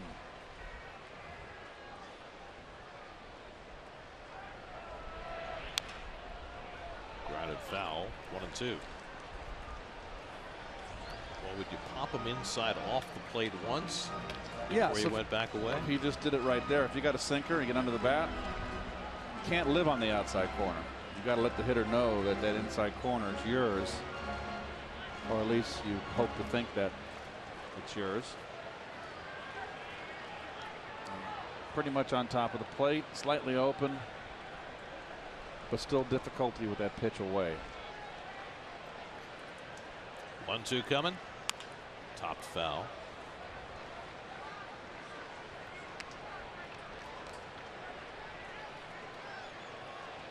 Brett gave a back-to-back doubles to start this inning and would be thrilled to get through it with just the 1-run scoring.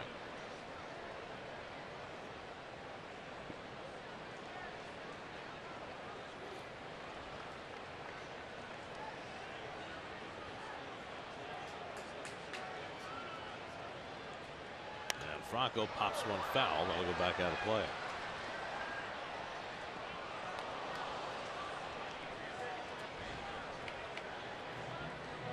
A much better start so far for Verrett. Got tagged over his last 4 starts for an ERA over 9.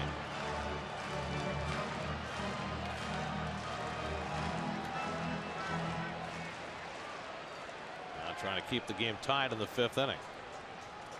1-2 coming. Up and in.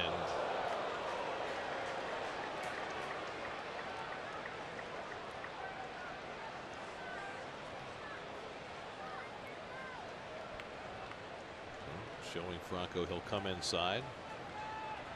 Now you would expect him to go back away.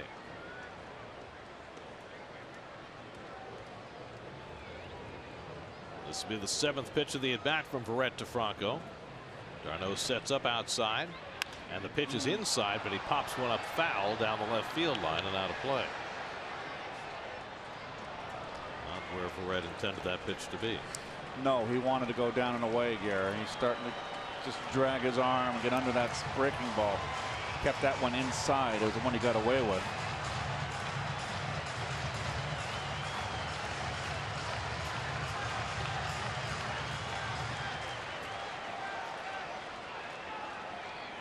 All right, we'll see what Mr. d'Arnaud wants to feature here. Wants a fastball away. Again, the 2-2. And he fouls it away. And the battle continues.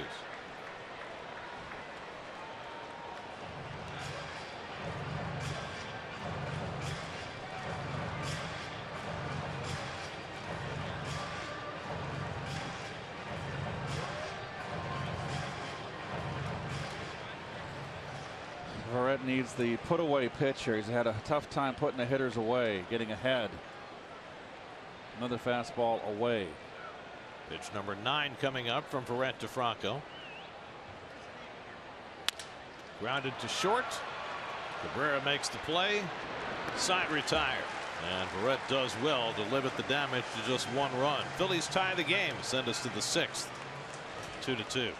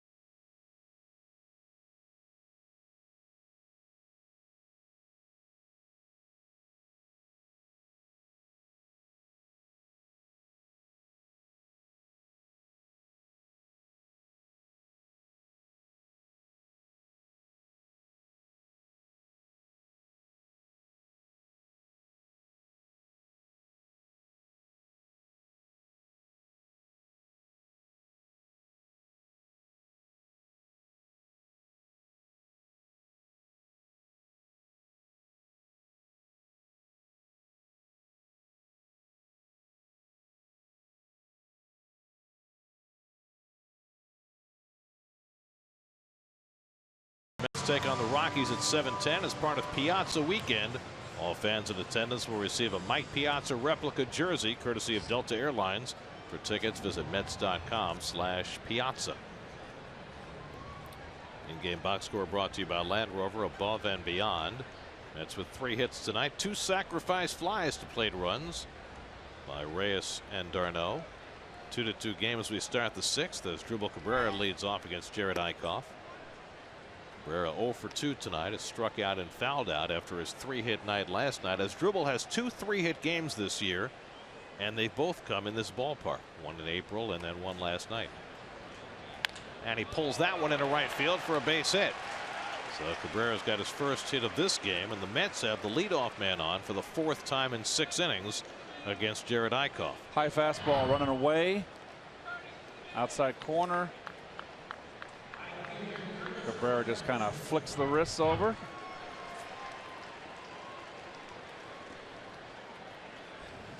Now Curtis Granderson, who pulled a double to right field his last time up and came around to score what at the time was the go-ahead run.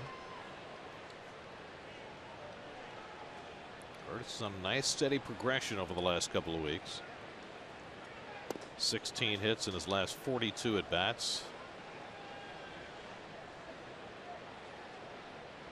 On base percentage well over 400 over the last 2 weeks. Hitting 3rd in the order for the 2nd straight night, with Cespedes still out of the lineup, nursing that strained quad.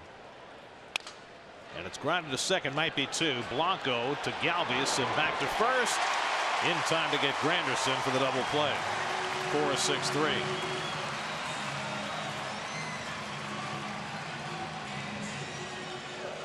Off the end of the bat, changeup by Curtis, tailor-made.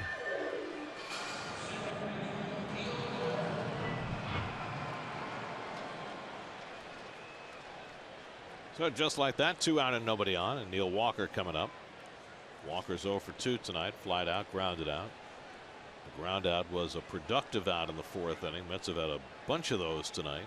Mets are dead last in the National League in productive outs, but they've had 4 of them so far tonight. And the curveball in for a strike. Well, here's the double play, the feed.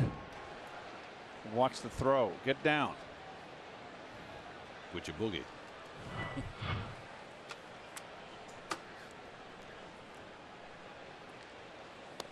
Who was the pitcher that got hit in the head in the double play? It was in the movie. Was it Ronald Reagan playing Grover Cleveland Alexander? Am I wrong on that one? He pitched for the Cardinals, didn't he? Yes, he did.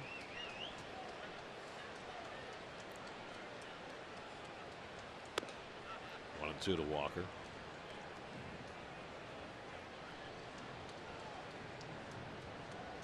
Did that happen in real life? I don't know. Just dramatic license. I don't know.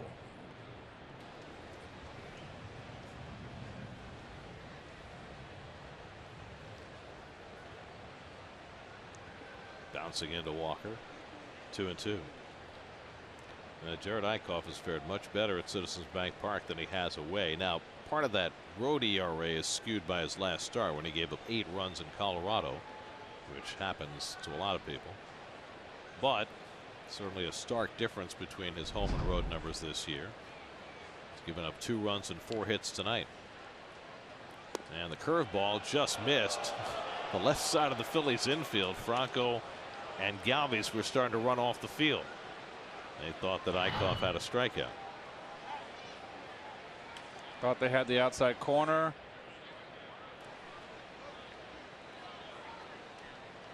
Oh boy, that could have gone either way. Jordan Baker ruled it a ball, so it's 3-2 to Walker after Eickhoff got ahead 0-2. And he misses high for ball 4. And that's Eickhoff's first walk of the night.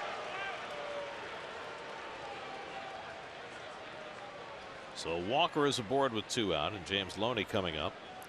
Loney has popped up and been hit by a pitch tonight, 0 for 1.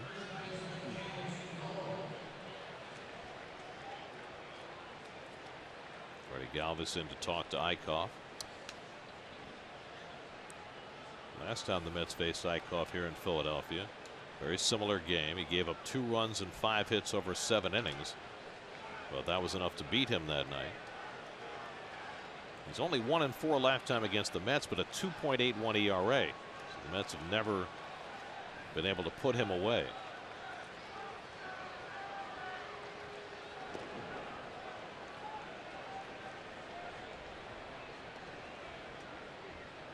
Hasn't even been in the league for a calendar year, but already making his 6th career start against the Mets.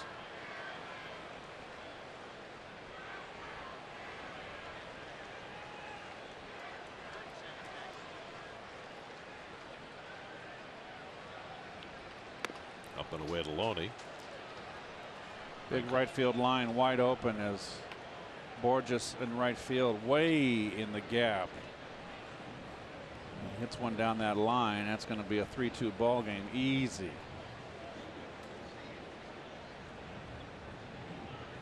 New York Mets baseball is brought to you by Modell Sporting Goods, your fan gear headquarters. Come on, Met fans, you got to go to Mo's.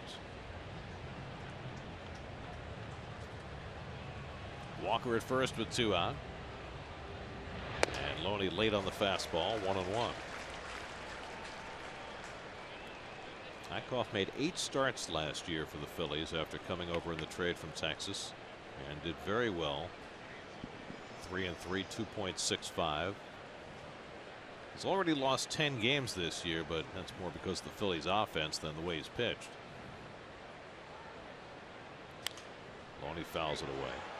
In fact, it's the 3rd time in the last 4 years that the Phillies have had a pitcher lose 10 or more games before the All-Star break. Cole Hamels in 2013, remember that, was 4-11 at the All-Star break, and then last year Aaron Harang was 4-11 at the All-Star break. Before that, it had been more than 2 decades since the Phillies had a pitcher lose 10 or more before the All-Star break, and now it's happened 3 times in 4 years. Breaking ball just missed again.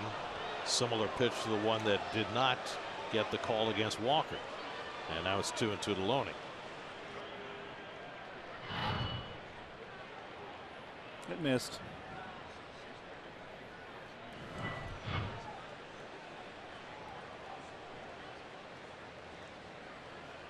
Travis d'Arnaud would be next.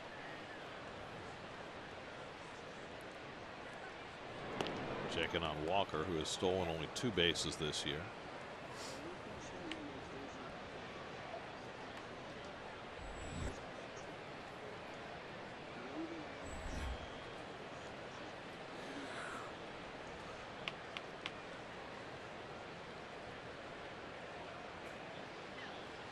Two coming, and Loney fouls away the fastball. Well, this is the Phillies rotation. Other than Hellickson, it's all young, mostly acquired through trade. Velasquez, Eickhoff, Aaron Nola, the homegrown product. Zach Eflin we'll see for the first time tomorrow.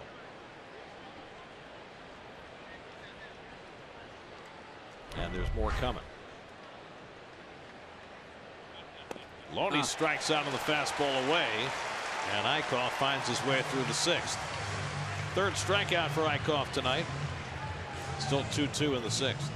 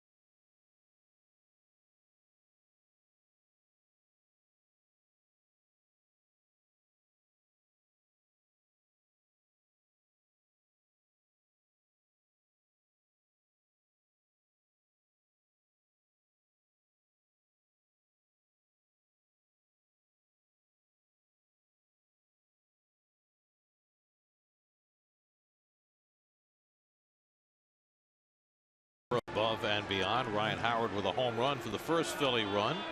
A couple of doubles and a ground out produced the second. Met fans in attendance tonight here at Citizens Bank Park. There have been a lot of them around town today. Yes. Big Saturday night crowd here in Philadelphia.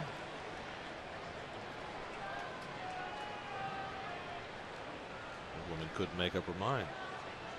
I think she was wearing a Phillies shirt and a Mets hat. No. The middle of the rotor right there. Ryan Howard hit a long home run his first time up tonight, his 13th of the year, and he lifts this one to deep left center. Nimmo back on the warning track has room and makes the catch. Howard did not miss a second home run by very much. Got under that one. He skied it too much. He likes to extend his hands. We always had to pitch him inside and up. We've seen him hit fly ball home runs like that to left field, particularly in this ballpark, which is very forgiving. Here's Andres Blanco, who's 1 for 2. Line to left and single to left. Blanco in his 3rd year with the Phillies, his 4th big league team. Started out in Kansas City.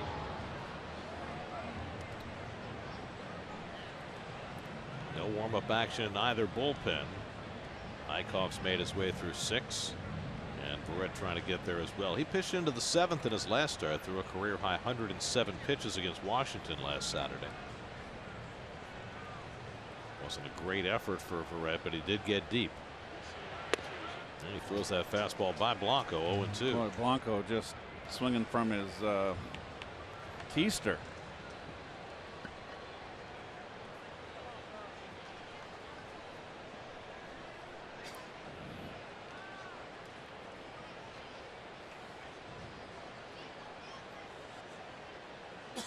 Is it just me, or is Barrett working at a much slower pace than he did earlier in the year? He is, and he's also pitched a lot of pitches deep in counts because he hasn't been able to just like put a hitter away. He gets ahead 0-2, and then the count strings out. And he strikes out Blanco for the second out. There you go. 4th strikeout for Barrett. And so Logan, who has not had a 1-2-3 inning tonight, has a chance for 1 down.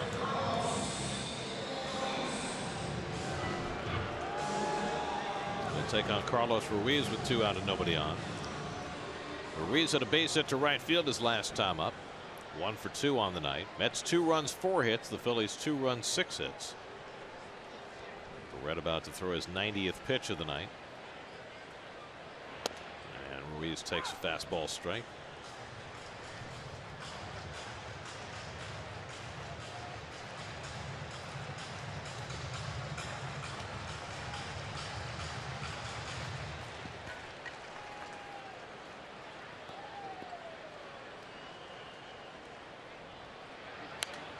Fouled away, and it's 0-2. Around the Majors brought to you by Nissan. Shop ChooseNissan.com.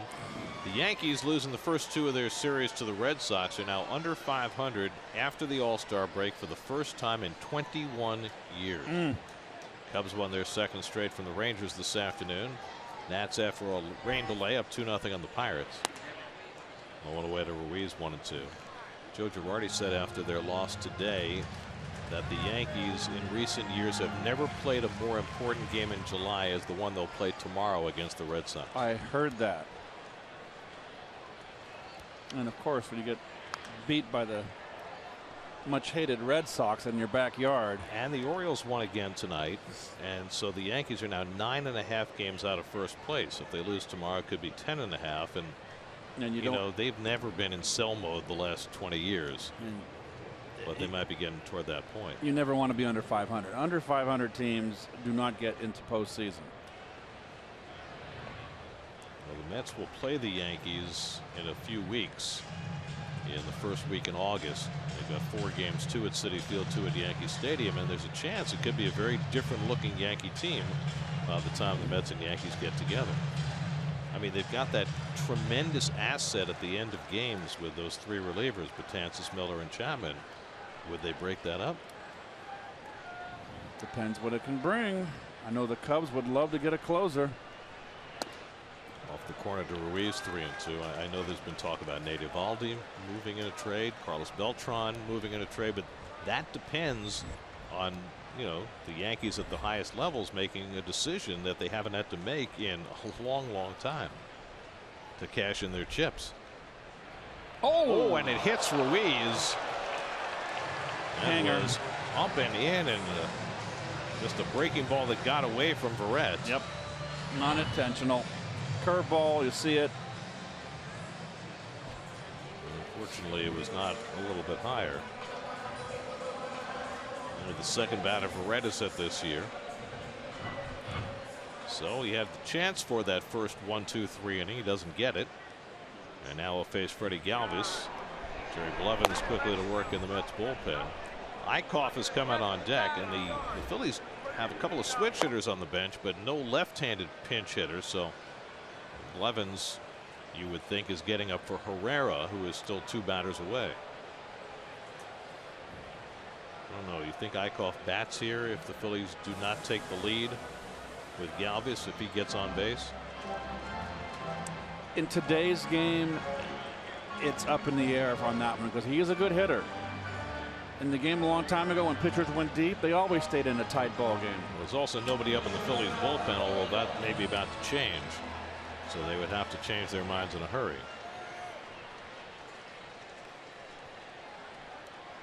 Here's Galvis, who struck out and grounded out. Now 0 for 6 in this series. Ruiz a slow runner at first with 2 out, a very short lead. And Galvis gets around too quickly and hits one on the upper deck.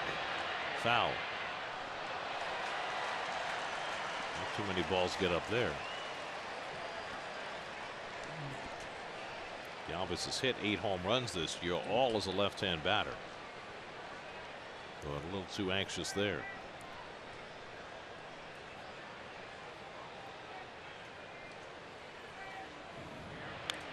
And he fouls back the fastball, and again Verrett finds himself ahead 0-2. I think if anything, this is going to be Verrett's going to be the 4th hitter in the top half of the next inning, and I think this is his. I think Terry getting 6 from him, I think he'll be happy with it.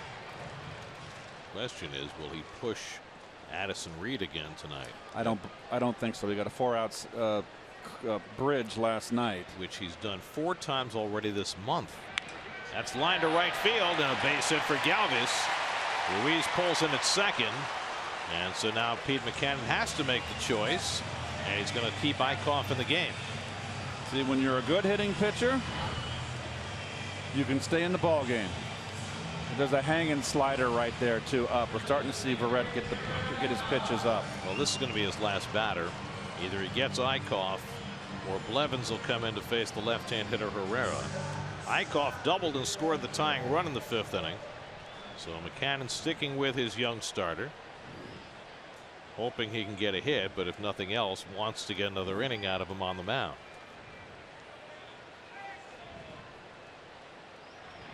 And Eichhoff fouls one away. Looks like a hitter. Pulled one into the left field corner for the double his last time up. We're at 100 pitches to a career high 107 in his last start. Ruiz at second, so not automatic that he scores from second on a base hit even with 2 out, especially with the outfield playing shallow with the pitcher up.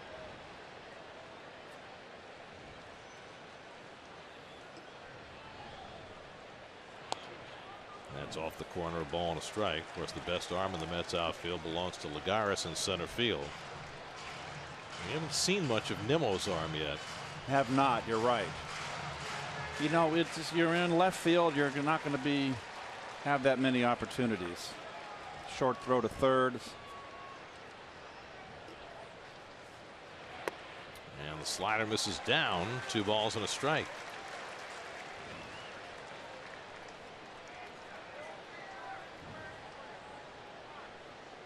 Eichhoff's double was his 6th hit of the year and his 2nd extra base hit. He's got 4 runs batted in. 2-1 coming. And it's outside. Not good. And Barrett making things more difficult on himself. Now he's behind Eickhoff 3-1. You got Herrera waiting on deck. Blevins up in the bullpen waiting for Herrera.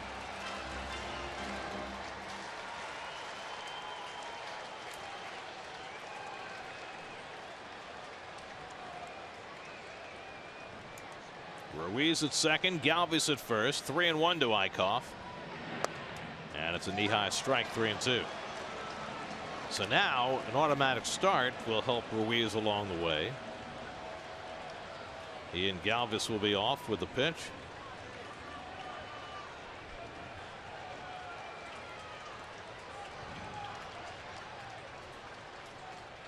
(3-2) coming to Eickhoff. And a weak ground ball. Charging is Cabrera. Gloves and fires. Safe. Throw to the plate. d'Arnaud with the tag. And he's out! Eickhoff beat out the infield hit. Ruiz tried to score from second. And Loney gunned him down.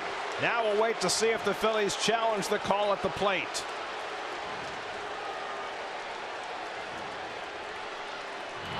Great hustle by Eickhoff to beat that out. And then Loney to d'Arnaud, and the tag on Ruiz's hand.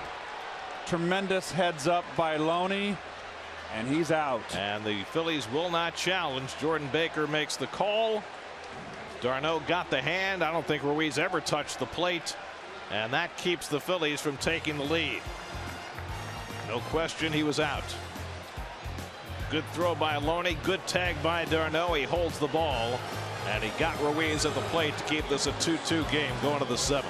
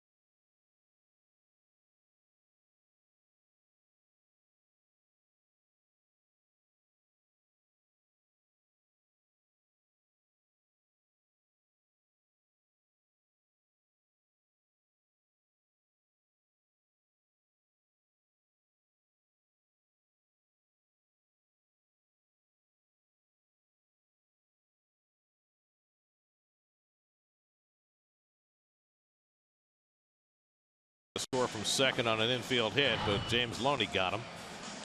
Oh. Well, number one, watch Cabrera come in and look at Loney get rid. Very heads up, gets rid of the ball quickly and makes a perfect throw. Good heads up play by Chooch. It just got someone with any kind of speed. He's going to beat it out. You got to try it here. You got to push the envelope. Just a good play by everybody. Good tag by d'Arnaud. You know the only guy who didn't make a good play? The on-deck hitter who left the bat there for Ruiz to slide into. That's automatic. That's just, no one does that anymore. I mean, somebody can get hurt. It's not good. I know.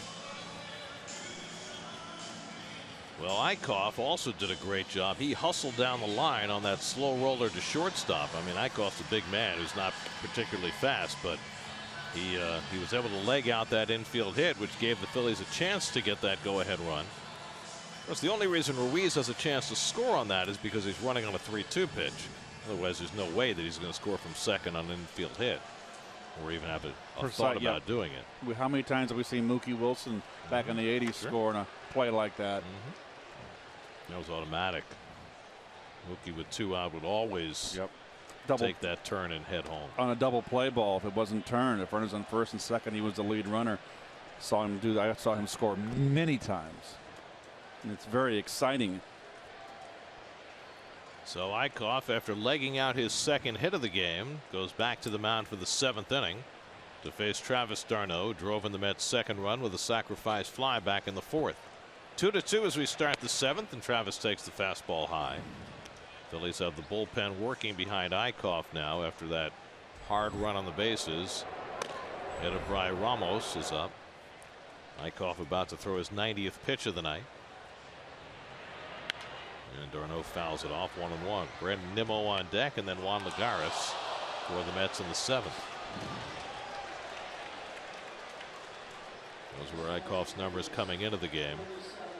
But other than his last start in Colorado, he's been pitching even better than that over the last month and a half. 2.11 ERA, his 7 starts before Colorado. I look at the walks. I think they've always been important. 29 walks and over 100 innings pitched. He's only had 1 hit batsman in this game. No walks. So he's a guy that throws strikes.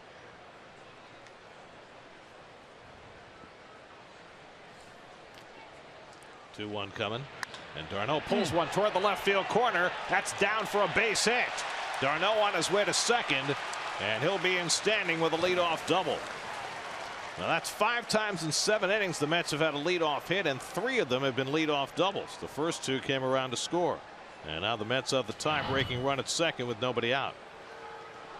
Really gets the barrel through. You see, we had to rush his swing, let go with one hand to get that barrel through. Pitching coach Bob McClure on his way to the mound. They've got Ramos up in the bullpen. They do not have a lefty up with Brandon Nimmo scheduled to bat. So it does not look as though they're planning to make a pitching change here. And it'll be the 2nd straight. Sorry about that. Now the question from Terry Collins' point of view, we haven't seen Nimmo being asked to bunt. You've got Lagares, and then you're going to bat for Verrett because he's probably done. So would you ask Nimmo to bunt in this spot? You could ask him to bunt, but it's a left-hand hitter. Can you pull the ball for me? Does Terry have that luxury? 6 games out at this stage, a long way to go. 73 games late in the ball game. I think either way it's fine. You might want to give him 1 pitch to swing, or look at the way they're playing the defense. When they're playing back, you put a bunt down, it's pretty much automatic. Bunted toward first to Howard. He might beat it out. So let's see how the Mets play it. Nimmo tonight 0 for 2, is flied out and grounded out. And he's ready to swing, and swings over the curveball. 0-1. That was a good curve right there from Eickhoff. Eickhoff's been in the stretch all night long. Mets have had the leadoff man on in 5 of 7 innings, but they've gone 0 for 7 with runners on base. They need at least a productive out from Nimmo. I like this. Terry letting this kid swing the bat. And he hits it right back to the mound, and d'Arnaud is hung up. And d'Arnaud is tagged out by Galvis. He almost got the hand back as Eickhoff waited a little too long to make that throw. But d'Arnaud is retired on the fielder's choice. No. And that's the first out of the inning, and d'Arnaud not going anywhere, thinking the Mets might challenge. He does everything right here. Run at the runner. Now throw it. Get rid of it quicker than that. You had him strung out there. He waited a little bit too long on a high throw. Did he get back? Mets are going to challenge the call, and it looked like he did get his hand back in, and that's huge if this gets overturned. Instead of 1 out and a runner at first, the Mets would have first and second and nobody out. I agree with you, Keith. He handled the beginning of the play well, but then he just held on to the ball too long. As d'Arnaud, it looks like, was able to get the hand back in. If he makes the proper throw, he's got him, but he made a bad throw. It's up to the pitcher to get him strung out, and then it's up to the middle infielders, which will be if it gets into a rundown, then it's up to the shortstop and the third baseman And he's safe. No question. Play under review brought to you by Mazda Driving Matters. You see the hand on the bag and the tag not yet applied by Galvis. So this should be pretty routine. Tom Hallion and Bill Miller are the crew chiefs in the bunker in Chelsea handling the reviews.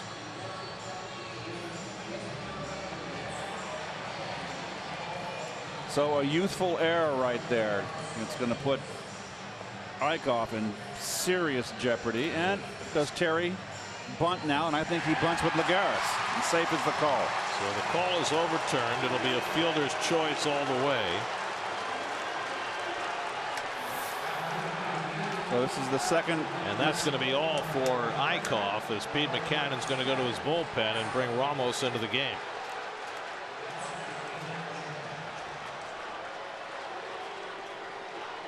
So Eickhoff is out after 6 innings plus. The call to the bullpen brought to you by Time Warner Cable. Enjoy all the things you love better with Time Warner Cable. Mets threatening to regain the lead in the 7th. We'll be right back to Philadelphia.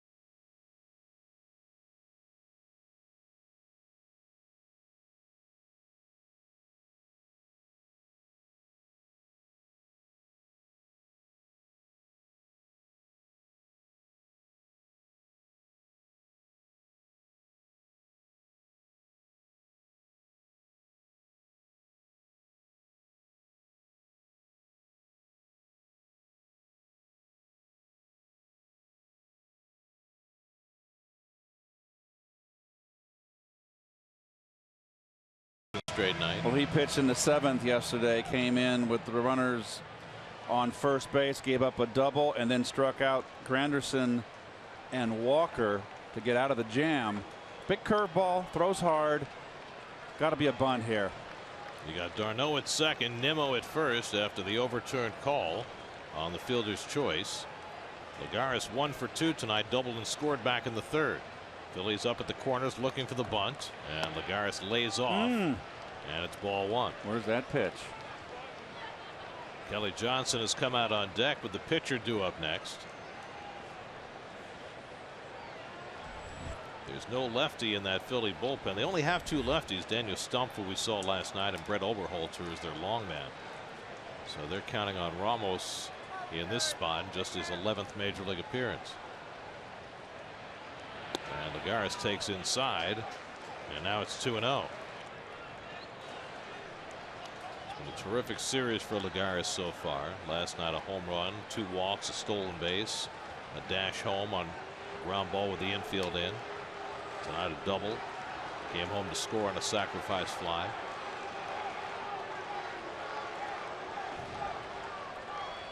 Ramos behind 2-0, and Lagares bunts toward third, perfectly executed. Franco makes the throw wide, but Blanco is able to stay on the bag, and they get the out. But a perfectly executed sacrifice bunt by Juan Lagares. 5-4 on the sack. d'Arnaud now at third, Nimmo at second. Actually, it's ball 3. but perfect bunt forces the third baseman to field the ball. So now the Phillies need a strikeout. You cannot walk Kelly Johnson with Reyes in the on-deck circle. Tough guy to double up. Kelly Johnson, it's on Kelly. It's incumbent on Ramos to strike out, get the strikeout here. So the Phillies bring the infield in. Johnson pinch hitting. d'Arnaud the go-ahead run standing at third. Mets already have 2 sacrifice flies tonight and a couple of sacrifice bunts. Here's that play at first with Blanco staying on the bag. Absolutely did. And Johnson has been a very effective pinch hitter for the Mets. 3 for 9 with 2 pinch hit home runs since joining the Mets. 3 RBI on top. Kelly was struggling with the Braves before the Mets reacquired him, but hitting .308 since he joined the Mets.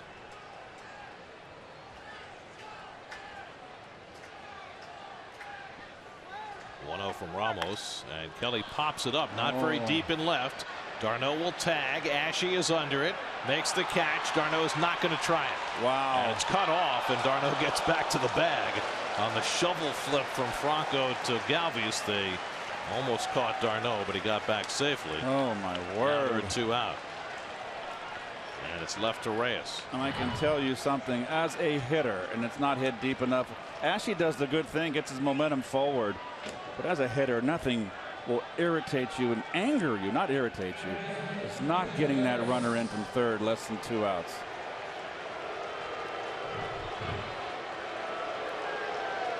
So now the infield can drop back with 2 out.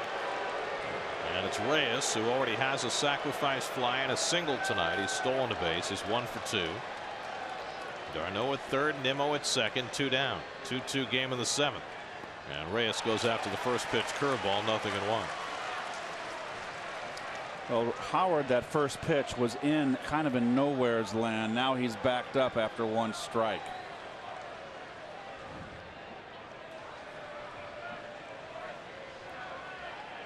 Or just very shallow in right field.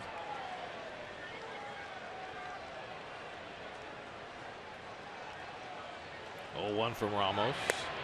And Reyes takes the curveball down, 1-1. Jared Eickhoff left after 6 innings plus, 5 hits, 2 runs so far, a walk, 3 strikeouts, a hit batsman. Mets have executed well tonight, but Johnson unable to get the run in, and now Reyes trying to get it in with 2 out. 2-1. These are the situations that have bedeviled the Mets all year. 2 outs and runners in scoring position. The Mets as a team are hitting .166. By far the worst in the majors. Reyes trying to change that. 2-1 coming. And he lays off, and now it's 3-1. As Asdrubal Cabrera, who has been a prime culprit in that runners in scoring position drought, is on deck.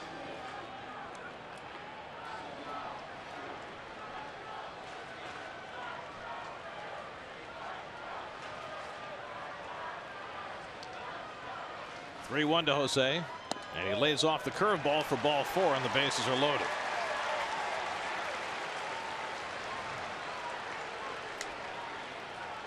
So now 2 out and the bases full, and a chance for Asdrubal Cabrera to unburden 2 months worth of frustration. 0 for his last 25 with runners in scoring position, including 1 tonight. And he comes up with 2 out and the bases loaded to try and get the Mets the lead. And you've got a pitcher out there that loves his breaking ball. So pitch number 1, do not let him get ahead of you with a fastball. Have a good eye. He hasn't got his breaking ball over to Jose. He gets behind the count here. He's going to be less reluctant to come with that breaking ball. Cabrera saw him last night and doubled to left center on Ramos's first pitch. And tonight he goes after a first pitch curveball and comes up empty. Cabrera 1 for 3 tonight, singled in the 6th.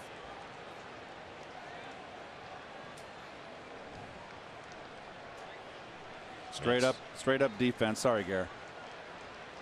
Mets is a team tonight 0 for 6 with runners in scoring position.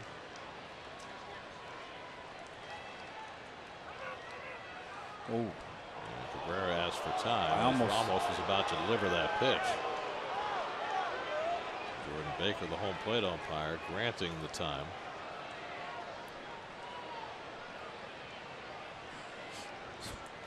Darno at third, Nimmo at second, Reyes at first with 2 down.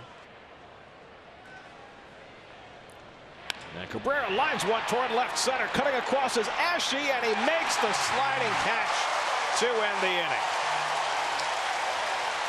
Cabrera made a bid, but he comes up empty again as Ashe makes the play to keep the Mets off the board.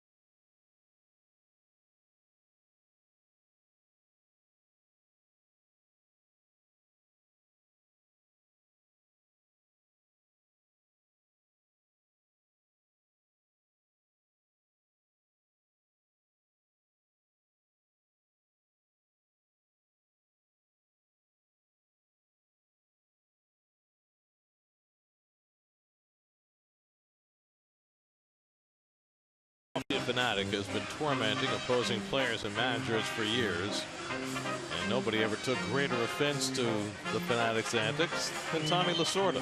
Tommy, always the showman. I think Tommy was genuinely upset about his effigy being defiled. Now watch this.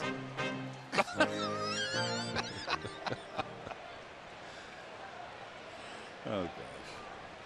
Gary Blevins on to pitch the bottom of the 7th, top of the batting order. Odubel Herrera leads off for the Phillies. Blevins came in to face Herrera last night and struck him out in the 7th inning. On 3 pitches. So both starters are done. Red went 6, allowed 2 runs, 8 hits, 1 walk, 4 strikeouts, a hit batsman and a home run. And the game in the hands of the bullpens now. Herrera 1 for 2 and a walk, and he tries to bunt his way on and fouls it off. Herrera last time up hit one high off the fence in left field with a runner at second base, but didn't get an RBI out of it because the pitcher running the bases, Eichhoff, only went from second to third. He did eventually score the tying run in the 5th inning, and it's been tied ever since. Hector Neris up in the bullpen for the Phils.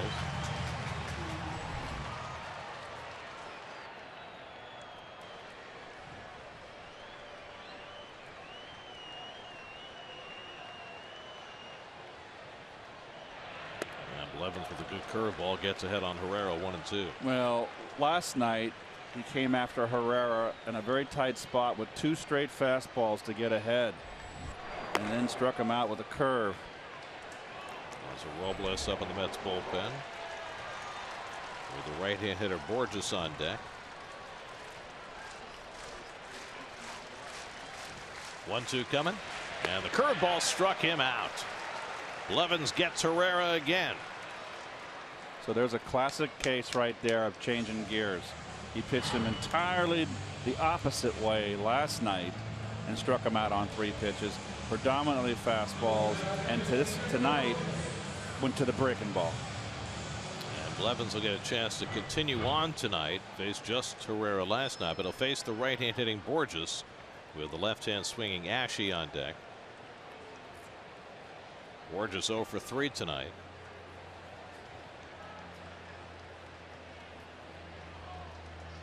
And thinking about a bunt, he takes up and away for ball 1. Borges started the night with a streak of 22 straight games where he had reached base, but not yet tonight.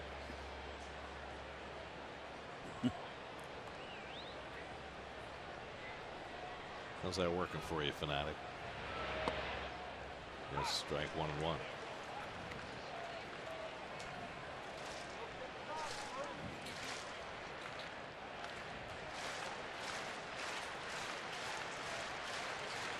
Sometimes I think he's more popular than the players. Well, I'd like to know who did the design of the Fanatic, because it was just fantastic design. Someone had to think that up. And that curveball bends in for a strike, and it's 1-2 to Borges. Well, Dave Raymond was the original guy in the suit, but I don't know if he had anything to do with creating the suit.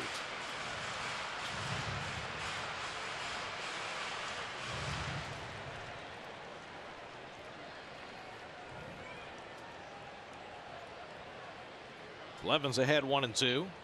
And he comes inside with a fastball 2-2. The Mets bullpen last night was spectacular. Robles, Blevins, Reed, Familia combined for 3 1/3 innings, no runs and 1 infield hit, and struck out 5.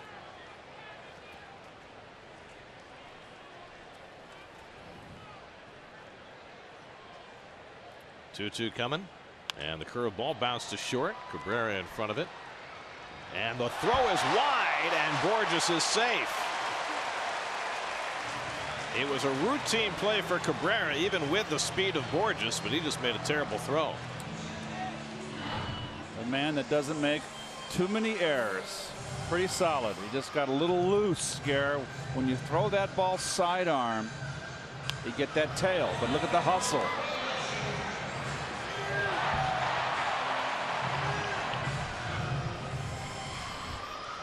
So Cabrera charged with his 4th error of the season.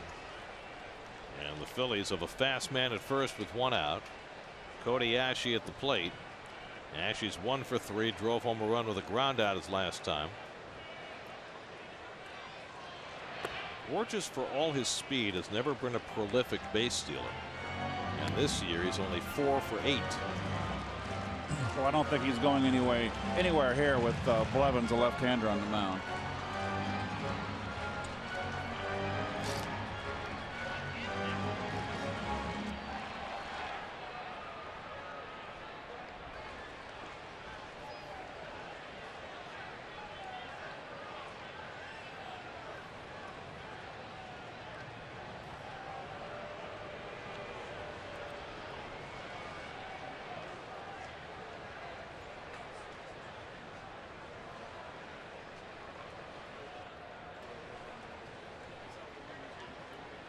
Maikel Franco, the on-deck batter. Robles ready in the bullpen for him.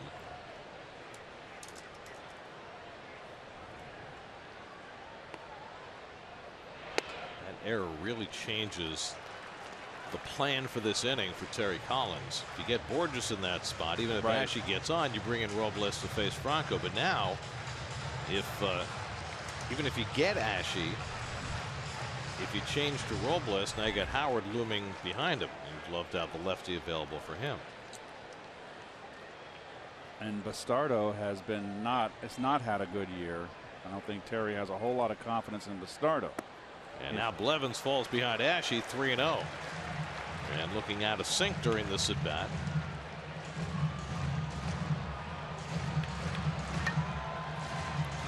trouble balloons. First the error, now a 3-0 count on the left-hand hitter.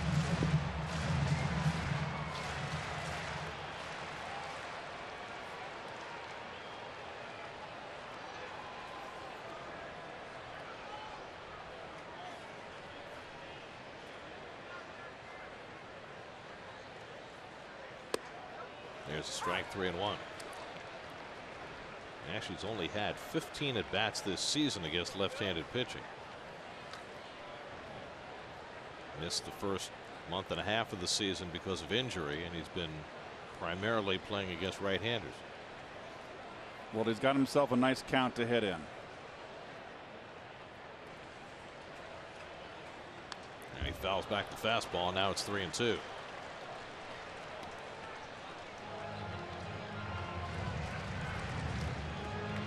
Put Borges in motion here.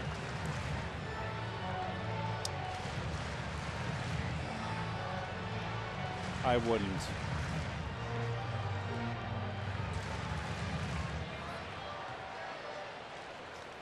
Ashley's a 267 hitter against left-handers. Not going. Ashley takes just outside, ball 4. And now the Phillies have 2 men on, and their cleanup hitter coming up, and he'll come up against Hansel Robles rather than against Blevins.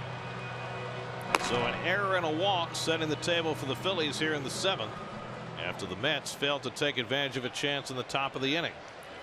Call to the bullpen brought to you by Time Warner Cable. Enjoy all the things you love better with Time Warner Cable.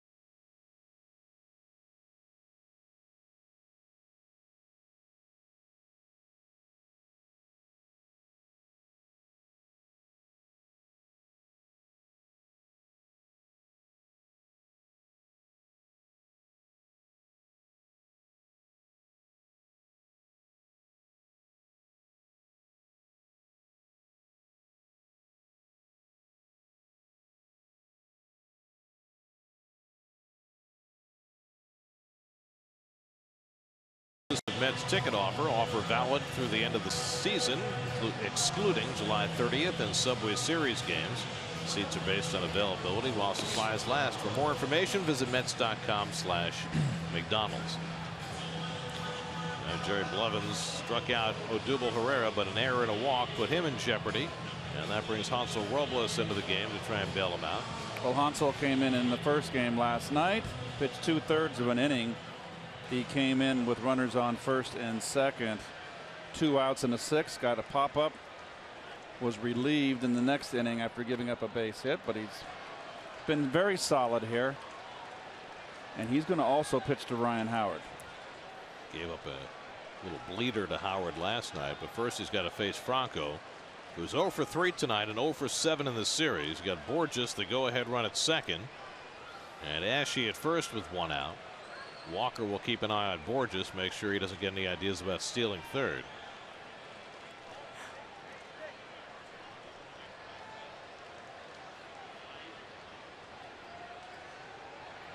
Franco lines one into left field, a base hit. Borges being waved home, and he will score the go-ahead run. A little jam shot by Maikel Franco drives in the go-ahead run, and the Phillies lead 3-2 in the 7th.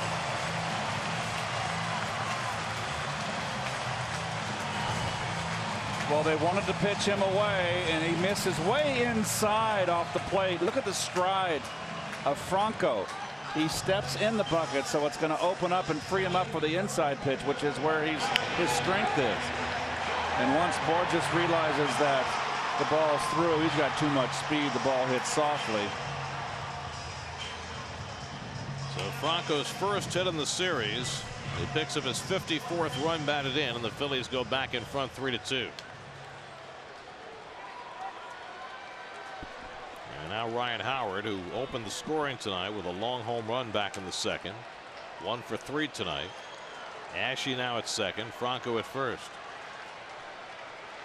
So the Phillies able to cash in that error by Asdrubal Cabrera that opened the door here in the 7th. And Howard hooks one in the air to right field. Granderson's got room and puts it away. Tagging at 2nd is Ashe. He goes over to 3rd, and now there are 2 out.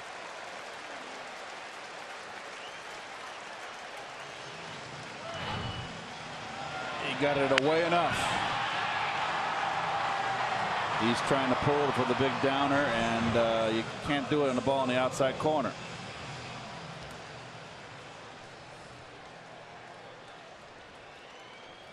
So now 2 out, runners at the corners, and Andres Blanco coming up. So both hitters in this inning against Robles, Franco and Howard, have gone after his first pitch. See if Blanco does the same. Ashe now at 3rd, Franco at 1st with 2 out. Antonio Bastardo, Eric Udell up in the Mets bullpen. Hector Neris is up in the Phillies bullpen. Neris in the 8th, Gomez in the 9th. That's how the Phillies have rolled late in games. They have been phenomenal in 1-run games this season, going 20-9 for a team that's 7 games under 500 overall. And Robles misses up and away with a changeup for ball 1. Really?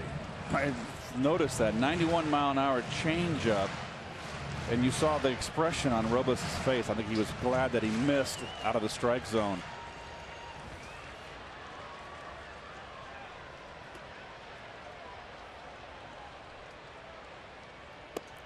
Blanco takes the fastball outside, 2-0.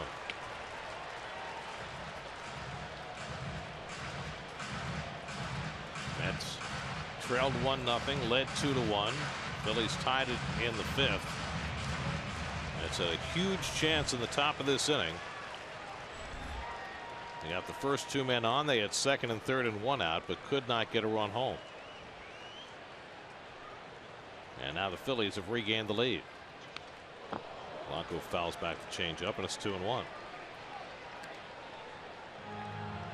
Changeup has been an increasing piece of Robles' repertoire. It's still a diamond in the rough. He's got to be very careful and use it sparingly. His bread and butter is his hard fastball and a hard slider.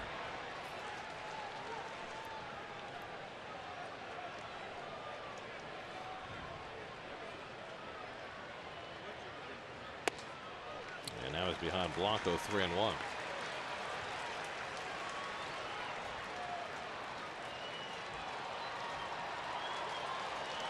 Carlos Ruiz would be next.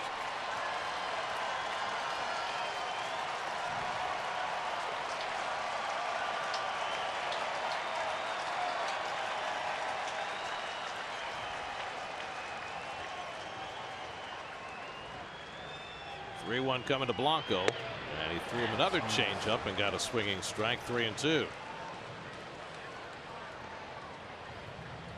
Well, Blanco is just an all or nothing hitter. He just only knows how to swing and fly from his shoestrings. So now Franco at 1st will be running with 3-2 and 2 out. Ashe the runner at 3rd.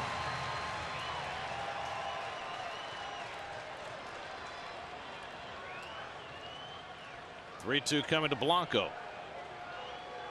And he fouls back the fastball in 98.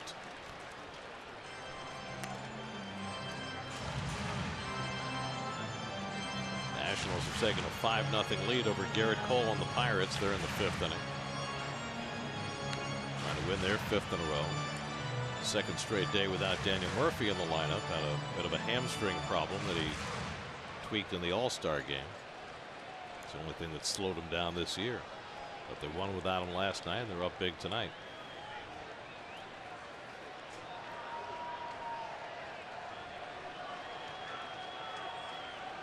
Again, the 3-2 to Blanco. And a ground ball for Walker. Down to a knee to make sure. And that retires the side, but not before the Phillies tally an unearned run to regain the lead. We go to the 8th, 3-2 Philadelphia.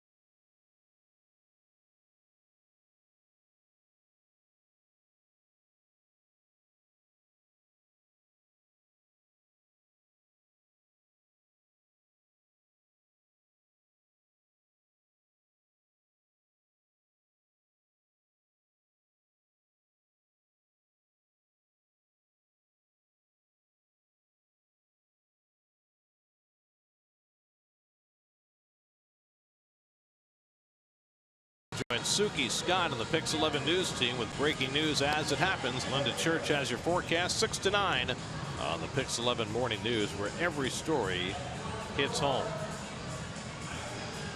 Changes for the Phillies. Andres Blanco moves from second base to first base. Cesar Hernandez comes into play second. He'll bat ninth. And the new pitcher Hector Neris will hit in the 5th spot in the order. Well, Neris having a pretty good year right there. The numbers don't lie. Good split finger. He's been the bridge all season pretty much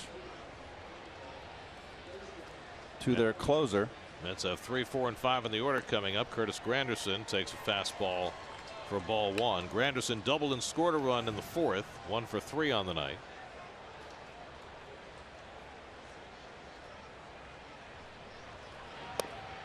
And a fastball strike, 1-1. Now Reese has relied on a good split finger that he throws more than 50% of the time. But 2 fastballs to start off Granderson. And there's the split. He's pitched well against the Mets. I remember the 2 series in April. Neil Walker on deck. James Loney behind him.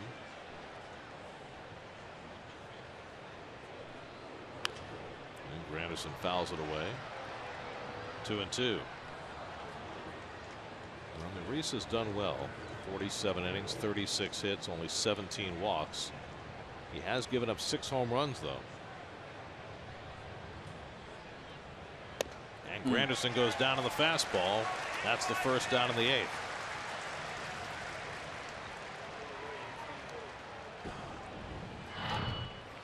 Fastball upstairs and away. That's a pitch that gives Curtis a little trouble.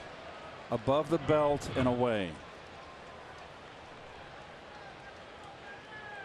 Now Neil Walker is 0 for 2 and a walk tonight. Mets have had just 5 hits tonight. They were able to manufacture a couple of runs.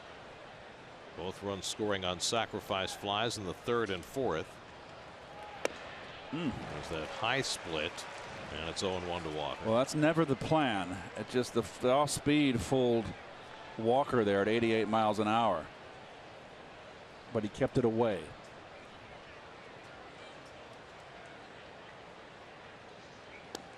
There's the good one right there, Gare. This is where you want to put it.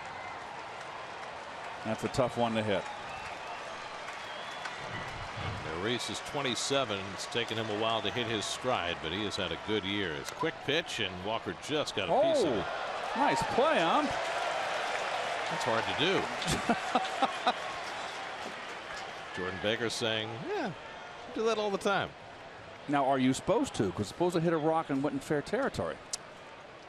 I know it's an excellent point. It's reactionary. I know it's purely reactionary.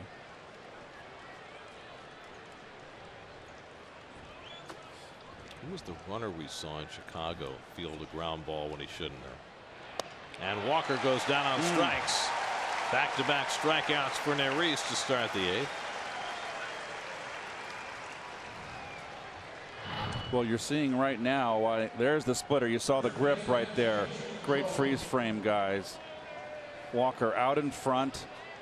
And we're seeing why these back 2 guys in the bullpen here, Neris and then Gomez, why they have 20 wins of 1-run games. Here's Loney with 2 out and nobody on. James is 0 for 2. He was also hit by a pitch.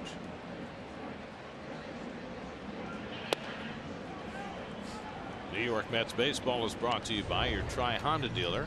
Hurry into your local Tri-Honda dealer for great savings on 2016 models.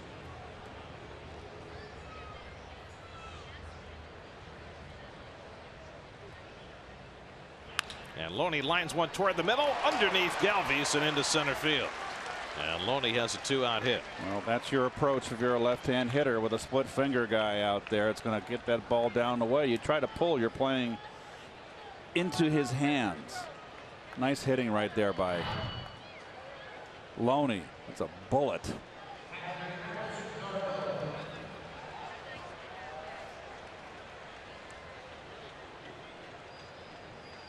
So the Mets have the tying run at first with 2 out. Travis d'Arnaud coming up.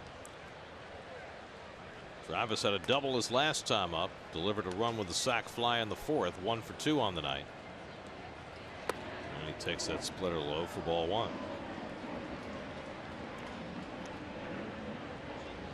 Phillies starter tonight. Jared Eichhoff went 6 innings plus, allowed 2 runs and 5 hits. There's Eric Goodell up in the Mets bullpen. Edebry Ramos pitched a hitless inning. He's in line for the win now for the Phils.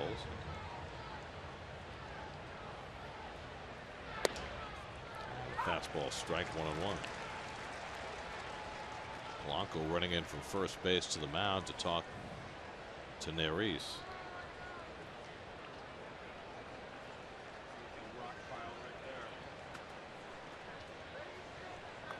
Reminding him maybe that he has a base runner aboard who represents the tying run.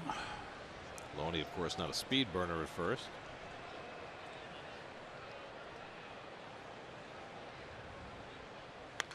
d'Arnaud fouls it back, and it's 1-2.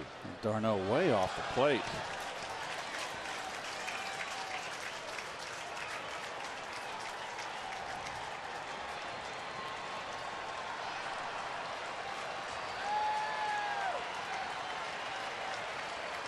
Deep in the box, and that's way off the plate. 1-2 coming. And he chops one slowly. Galvis on the charge. And he gets d'Arnaud to end the inning. Middle of the 8th in Philly. Still 3-2 Philadelphia.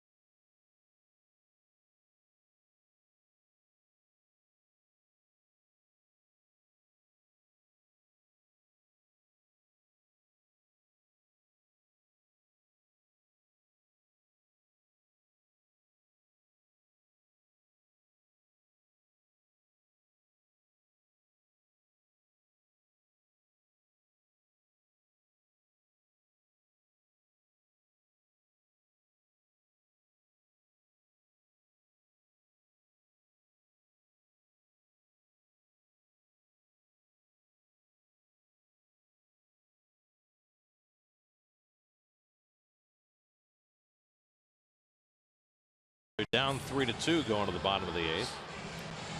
The play of the game is brought to you by Memorial Sloan Kettering Cancer Center. Well, Phillies could have taken the lead on this play, but for the throw of Loney. Terrific play by everybody here. Loney, just a fabulous heads up, perfect throw, clearly out the plate. And Carlos Ruiz, who was out on that play at the plate, will lead off in the bottom of the 8th against Eric Goodell, who comes on to pitch. Well, we've yet to see the two brothers face each other. This is the first series where Eric and Tyler Goodell have both been on the major league roster against one another. Pitcher spot is due up third in the inning, and it doesn't look like Tyler's grabbing a bat, so the first confrontation looks like it's going to have to wait. Actually, the pitcher spot is not due up third. They put Hernandez in the 9 hole, so scratch that thought. Ruiz takes outside, and it's 2-0. It's 4 years between the Goodell brothers, so according to Eric, they've never played with each other and they've never played against each other, except wiffle ball back home in San Jose. And the deal was with the wiffle ball. That's held out to left field by Ruiz, back toward the wall, and it's off the fence. And Ruiz pulls in at second base with a long double, his second hit of the night.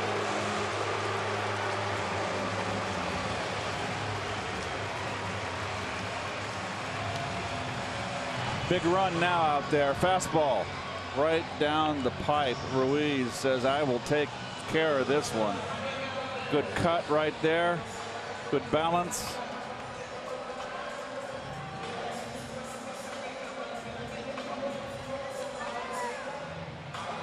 I just don't have, if I'm managing right now, I don't have the confidence in Galvis to get the runner over. I'm going to put the bunt on with him up. And the Mets have the corners pinched in, expecting it. Hernandez, the number 9 hitter, is on deck. And Galvis takes a strike. 0-1. Galvis had a base hit his last time up. He's singled to right behind Ruiz, his first hit in this series.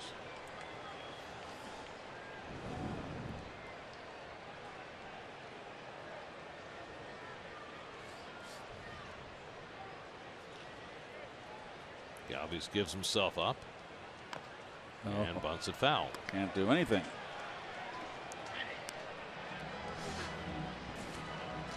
Hey, we were talking about the Goodell brothers. Eric said the deal was with their wiffle ball games, because Eric was 4 years older, that Eric had to throw left-handed. Really? Yeah. My brother and I played wiffle ball. Our dad would not let us bat left-handed. We had to bat right-handed. Didn't want us to get bad habits with the light wiffle bat. How many years between you and Gary? A little over 2. Right, so a little closer in age than Eric and Tyler. Galvis will get the runner over that way. Better hurry. And Loney hits Goodell just in time. They get the out at first as Ruiz goes to third.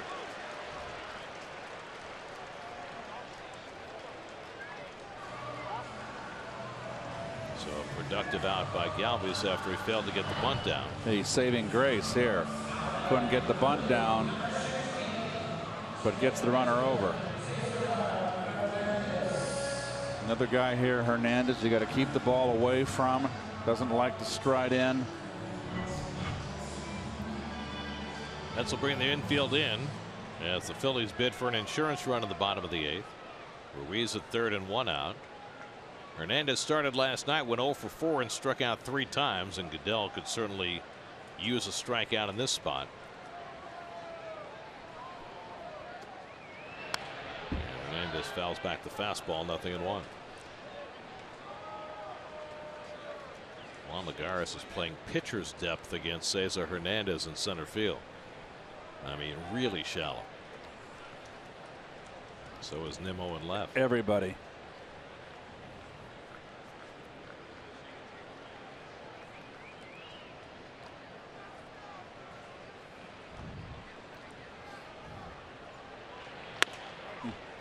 Looks like Goodell is really pumping up here. He knows he needs a strikeout. Also might have a little extra oomph tonight. Hasn't pitched in a week with the All-Star break. Last pitched last Saturday night against the Nats. John Mark Gomez getting ready in the Phillies bullpen, ready to bid for a save in the 9th inning. 1-1 to Hernandez. Oh, and that skips into d'Arnaud, and here comes Ruiz trying to score, and he gets in safely.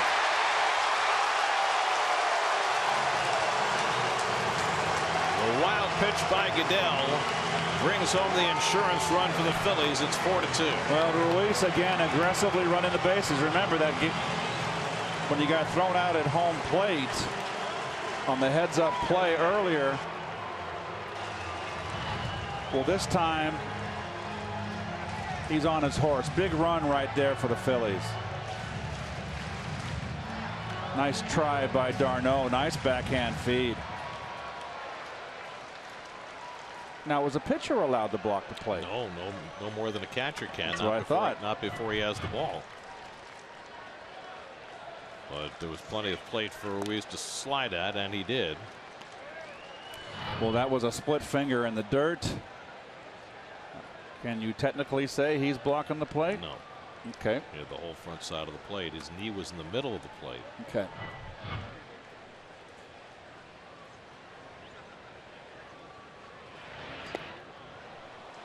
And the splitter strikes out Hernandez. d'Arnaud makes the toss to first, and that's the second out of the inning. Well, here's the reaction. Come down the line, on his toes. That's the way it's done. And he did exactly what Lagares did last night. He slid hard into the plate. Absolutely. And we see so little of that these days. In a close play like that, Goodell's going to leave the ball game. It's the closest between point A and point B is a straight line.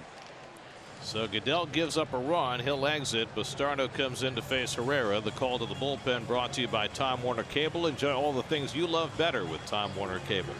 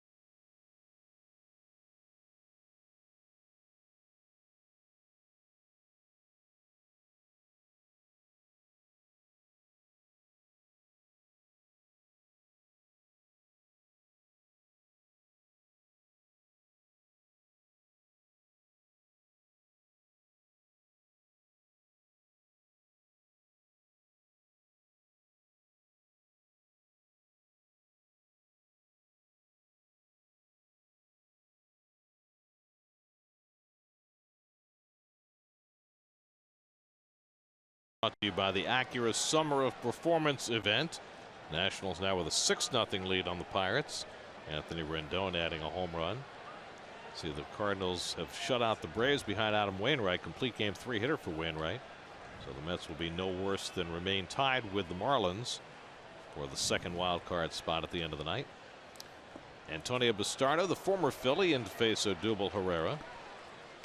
Well, this is his first appearance in the second half, and it's been a disappointing first half for Antonio.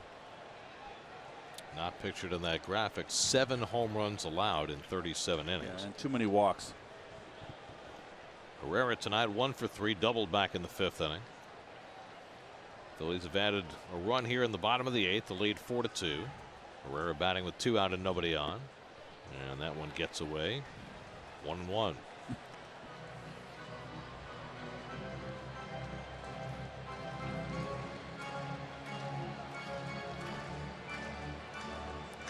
So Goodell worked 2/3 of an inning, allowed 1 run, 1 hit. The go-ahead run was charged to Jerry Blevins, an unearned run in the 7th. So Blevins is on the hook in this game. That's it out to left center field, hit well. Lagares back deep in the gap, but he'll get there, and that retires the side. So the Phillies add just the 1 run, and the Mets come up in the 9th, trailing 4-2.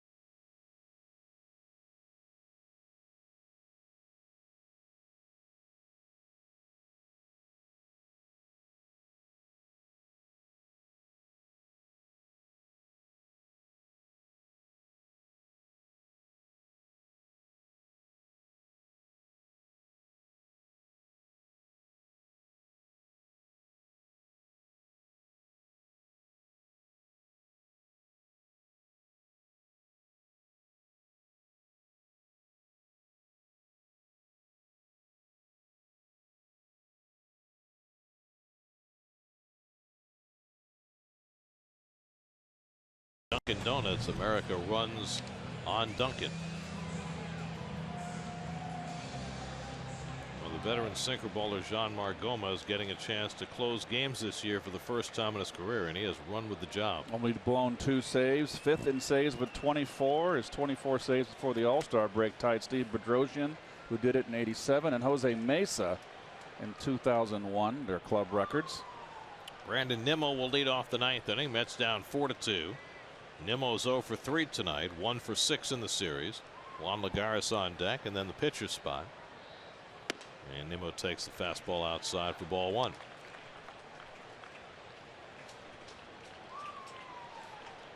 Gomez spent the first 3 years of his career with Cleveland, 2 years in Pittsburgh. Was in 65 games with the Phillies last year, never even thought about being a closer. But they had a need this year with the trade of Ken Giles to Houston, and Gomez has taken the job. Nimmo drives one deep toward the left field corner, slicing. It is a foul ball. Just barely missed an extra base hit.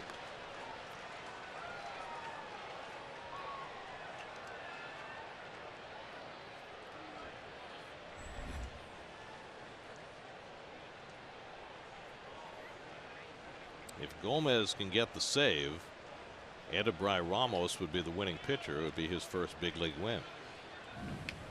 Ramos came in to get the Phillies out of a jam in the 7th inning.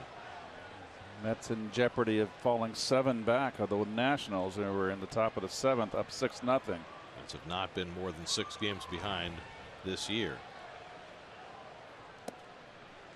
2-1 to Nimmo.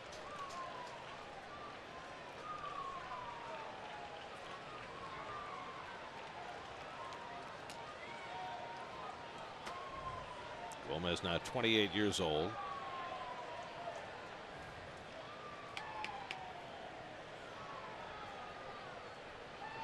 It has seemed more and more, hasn't it, that closers are made, not born.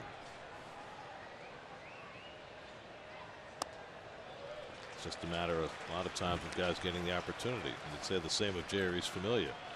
Mets didn't intend for him to be a closer last year. He got the job, ran with it, much the way Gomez is this year. But I do feel that the Mets had the future in line with our sights on Familia being the closer.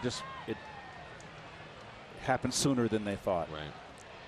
And Familia has more traditional closer stuff. Out to left center field. Ashe and Herrera, and Ashe makes the call, one away. I mean, they both throw sinkers, Gomez and Familia, except Familia throws a sinker at 98 and Gomez at 92. And Gomez has got a trick pitch. He's got the split finger. So one out. Here's Lagares. A double and a sacrifice tonight, 1 for 2. Alejandro Diaz has come out on deck to pinch hit, with the pitcher due up next.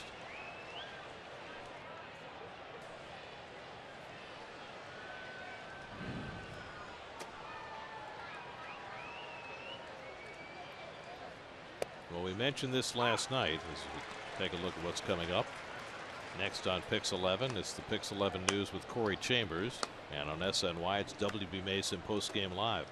We mentioned last night that the Mets have only won 5 games this year in which they have not hit a home run. Well, tonight they executed well early in the game, scratched out some runs, but they have not hit the long ball, and here they are down 4-2 in the ninth. Cannot live on home run alone. Right. Well, they had a huge opportunity in the 7th inning. Sure did. When the game was tied. They had 2nd and 3rd and 1 out. Could not plate a run. And the Phillies were able to take advantage. Got an unearned run in the 7th and a run on a wild pitch in the 8th. It's hardly like the Phillies have been battering the Mets pitching tonight.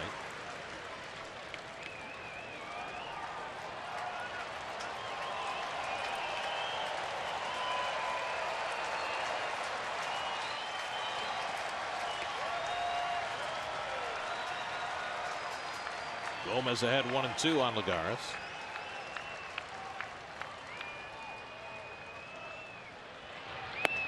And Juan takes a fastball for strike 3 call. 2 men down.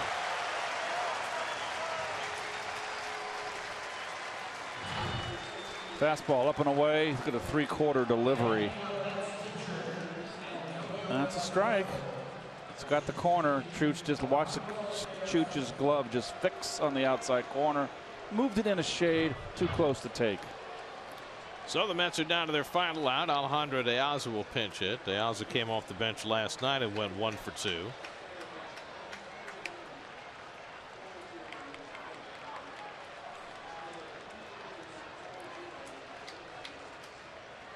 And De Aza takes a strike.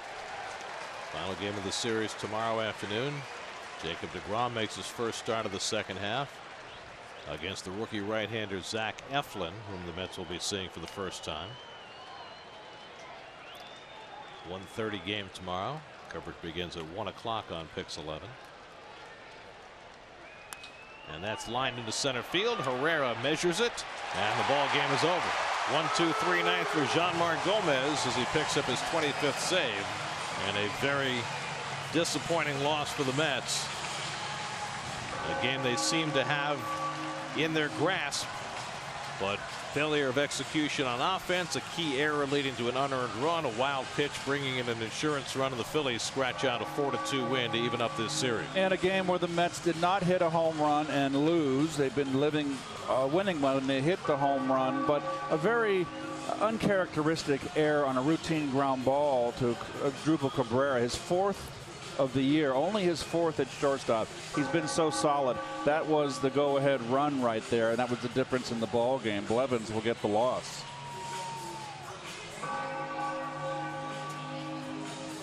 Game summary brought to you by the Dodge Summer Clearance Event. Logan Verrett pitched much better tonight than he has in his most recent starts, but a no decision for him tonight as the Phillies get an unearned run in the 7th and a run in the 8th and beat the Mets tonight 4-2.